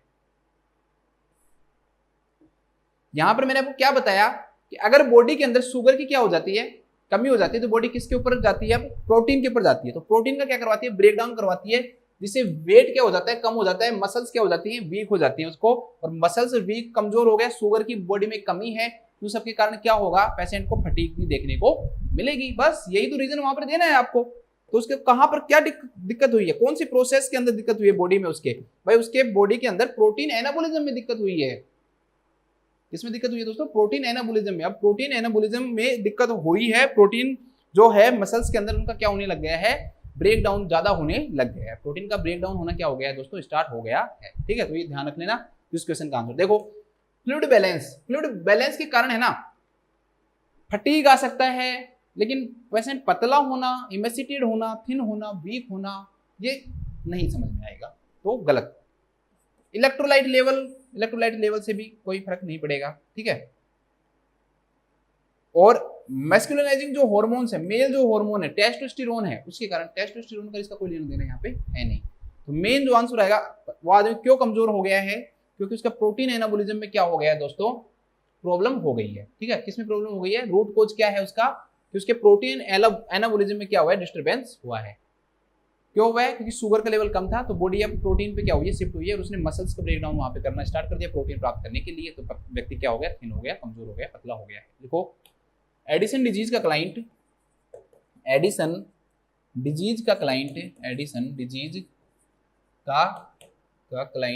क्लाइंट में देखो, डिजीज के क्लाइंट में शुगर कम होने के कारण, शुगर का लेवल कम होने के कारण बॉडी प्रोटीन का ब्रेक डाउन करना स्टार्ट कर देती है। कारण बॉडी प्रोटीन का ब्रेक डाउन करना स्टार्ट कर देती है। बस 5 मिनट हो गए, जिसके कारण पेशेंट पतला, दुबला, इमेसिटेड, ठीक है, इमेसिटेड, फटीग्ड एंड मस्कुलर वीक हो जाता है। ठीक है, स्क्रीनशॉट ले लो। चलो अब पूरी क्लास को एक बार रिवाइज कर लेते हैं। सही, कुछ भी हो मुझे पता है कि आप लोग नहीं देखते हो, लास्ट तक नहीं जाते हो, लेकिन ऐसे मत किया करो, मेरा साथ दिया करो। अगर मैं पढ़ा रहा हूँ तो छोड़ के मत जाया करो। 24 आवर यूरिन सैंपल जब भी आप कलेक्ट करोगे, तीनों चीजों का ध्यान रखोगे। प्रिजर्वेटिव्स का ध्यान रखोगे, प्रिजर्वेटिव्स आप वेरीफाई करोगे कि जरूरत तो नहीं है। फर्स्ट जो वॉइड है, पहला जो यूरिन है उसको डिस्कार्ड करोगे, और लास्ट जो यूरिन है उसको क्या करोगे, इंक्लूड करोगे। नेक्स्ट जो क्वेश्चन है दोस्तों, उसमें अंदर क्या है कि भाई एडेनोलेक्टोमी के बाद में और उससे पहले हम क्यों देते हैं स्टेरॉइड, ताकि जो सडन एकदम से लैक होगा सर्जरी के बाद में वो क्या हो सके, कंपनसेट हो सके। नेक्स्ट क्वेश्चन क्या है दोस्तों कि बाइलेटरल एडेनोलेक्टोमी से पहले पेशेंट को हम क्या देते हैं, स्टेरॉइड देते हैं, जिसका एग्जांपल क्या है, हाइड्रोकोर्टिसोन। इसके अंदर ये क्या देखने को मिलता है, अगर एडेनोलेक्टोमी हो गई है पेशेंट के अंदर तो क्या देखने को मिलेगा, किसके लिए नर्स को मॉनिटर करना चाहिए, हाइपोटेंशन के लिए मॉनिटर करना चाहिए, हाइपोटेंशन के लिए करना चाहिए, सोडियम की एक्सक्रीशन के लिए, पोटेशियम की रिटेंशन के लिए, पॉलीयूरिया के लिए। ठीक है, सब आपको मैंने बता दिया, छोड़ो। इस क्वेश्चन में क्या था कि एक क्लाइंट है, उसको एडेनोलेक्टोमी हो गया है, और वो जो क्लाइंट है उसकी डेथ हो गई है फैमिली के अंदर, तो उसकी जो एबिलिटी है ना स्ट्रेस से लड़ने की, वो क्या हो जाती है, कम हो जाती है। ठीक है, वो क्यूसिंग सिंड्रोम के अंदर कौन कौन से सिम्टम देखने को मिलते हैं, तो वो हमने बात कर ली है ना। भाई क्यों डाइट देते हैं हम क्लाइंट को, लो सोडियम और हाई पोटेशियम क्यों देते हैं, क्योंकि ये क्या करवाते हैं दोस्तों, रिटेंशन ऑफ सोडियम और एक्सक्रीशन ऑफ पोटेशियम करवाते हैं, इसलिए करते हैं। एडिसन डिजीज के अंदर मेनली मिनरलोकोर्टिकोइड्स की कमी के कारण हाइपोटेंशन देखने को मिल सकता है, जो कि क्वेश्चन के अकॉर्डिंग है। वैसे तो ग्लूकोकोर्टिकोइड की कमी से भी होता ही है। अगर किसी भी पेशेंट को इन्फेक्शन हो गया है, तो सबसे पहले जो पर्सन है जिसको एडिसन डिजीज जो है, उसके स्ट्रेस रेस्पॉन्स के ऊपर क्या पड़ेगा, फर्क पड़ेगा। और लास्ट क्वेश्चन क्या है, वो भी अभी जस्ट हमने बात की है कि एडिसन डिजीज के अंदर क्या होता है, शुगर का लेवल कम हो जाता है, तो बॉडी प्रोटीन पे शिफ्ट होकर मसल्स का क्या करने लग जाती है, ब्रेक डाउन करने लग जाती है, जिससे पेशेंट को मस्कुलर वीकनेस, पतला दुबला और क्या हो जाता है, फटीग हो जाता है, थका हुआ हो जाता है। तो मैं आशा कर रहा हूँ दोस्तों कि आपको समझ में आ रहा होगा, और एंडोक्राइनोलॉजी जो सिस्टम है उसमें आपका इंटरेस्ट डेवलप हो गया होगा। आपको सच में ऐसा लगने लग जाना चाहिए, मैं ये मानता हूँ कि हाँ सर, एक एक सिम्टम पता है मुझे कि ये क्यों आ रहा है, मैं रटता नहीं हूँ। मतलब आपको कहना ये कि मैं रटता नहीं हूँ, मुझे रटने की जरूरत नहीं पड़ती, मुझे हर चीज़ का रीजन पता है। अगर मुझे नहीं भी आता तो भी मैं निकाल लूँगा, किसके अंदर हाइपोनेट्रीमिया होगा, हाइपर होगा, क्या होगा क्या नहीं होगा। अगर आपने कंसेप्ट याद नहीं किया तो फिर आपसे कितना भी याद कर लो, आपका दिमाग ऐसे ही घूमेगा, कभी हाइपर कभी हाइपो, कभी हाइपोकैल्सीमिया कभी हाइपरकैल्सीमिया, ऐसे ही करते रह जाओगे, लेकिन कभी भी रिजल्ट तक नहीं निकल पाओगे। ठीक है, थोड़ी सी बात मैं उन बच्चों के लिए भी करना चाहता हूँ जिनका सिलेक्शन हो गया है, उनको मैं मेरी तरफ से बधाई देता हूँ, कॉन्ग्रेचुलेट करता हूँ, आपने बहुत अच्छा किया है। आपकी जो मेहनत है दोस्तों वो रंग लाई है, मेहनत हमेशा सफल होती है। ठीक है, और मैं उन बच्चों के तो साथ और भी ज़्यादा हूँ जिनका नहीं हुआ है। ऐसा नहीं है दोस्तों कि आपका सिलेक्शन नहीं हुआ है तो आपको ज़िंदगी की जंग हार गए हो कि आगे लाइफ में कुछ है ही नहीं, मेरे साथ क्या होगा क्या नहीं होगा, तो आप बिल्कुल भी दुखी मत हो। अगर आपके अंदर कोई कमी रही है तो उस कमी पे हम मिलकर काम करेंगे, उसे मैं आपके साथ हूँ उसमें। क्या रीज़न है उनको ढूंढो आप। सबसे ज़्यादा कोई भी आपका अगर एग्जामिन कर सकता है, आपको इवालुएट कर सकता है, तो वो आप खुद हो। तो अपने आप को ढूंढो कि क्या कमियां रही हैं, कौन कौन से सब्जेक्ट मुझे और पढ़ने हैं। ठीक है, अगले नोट सेट तक अब आपके पास टाइम मिल गया है, उस टाइम का आप यूटिलाइज करो, अपने सब्जेक्ट्स को समझो, अपनी अपनी जो कमी है उसको समझो, अपनी जो आपकी ताकत है उसको समझो। ठीक है, अपने आप को कभी भी कम मत मानो। दुनिया में बड़े बड़े लोग 10वीं में फेल हो गए हैं, IAS तक बन जाते हैं। ठीक है, आप लोगों को तो सिर्फ एक नोट सेट क्लियर करना है, तो जरूरी नहीं है कि आप फेल हो गए हो तो आपका कभी भी सिलेक्शन नहीं होगा। तो अपने आप को मजबूत समझो, दुखी मत हो, बिल्कुल भी दुखी नहीं होना है आपको। बस आपको अपने आप पर विश्वास रखना है, कंटिन्यूस मेहनत करते रहनी है, कंटिन्यूस पढ़ाई करनी है, अपनी कमजोरी को समझना है। अगर आप पढ़ाई भी कर रहे हो फिर भी नहीं हो रहा सिलेक्शन, तो कमी सबसे पहले आप क्या करोगे, काम किताब को बंद करो और सबसे पहले ये समझो कि भाई मेरे कमी है तो क्या है, क्या रीजन है मैं नहीं कर पा रहा हूँ। तो अपनी अपनी वीकनेस को समझना बहुत जरूरी है। ठीक है, पावर को समझना बहुत जरूरी है कि मैं सिलेक्शन लूंगा तो कौन सी सब्जेक्ट को लूंगा, क्या रीजन होगा मेरा कि मुझे ये चीजें बहुत अच्छे से आती हैं, उसको मैं और ज्यादा क्लियर करूंगा और मैं मेरा सिलेक्शन लूंगा। तो आप मेरे साथ इसी तरह से बने रहिए, आप लोग मेरा साथ दे रहे हो, इसके लिए आपका बहुत बहुत धन्यवाद। सभी अपना ध्यान रखो, स्वस्थ रहो, खुश रहो। Thank you so much.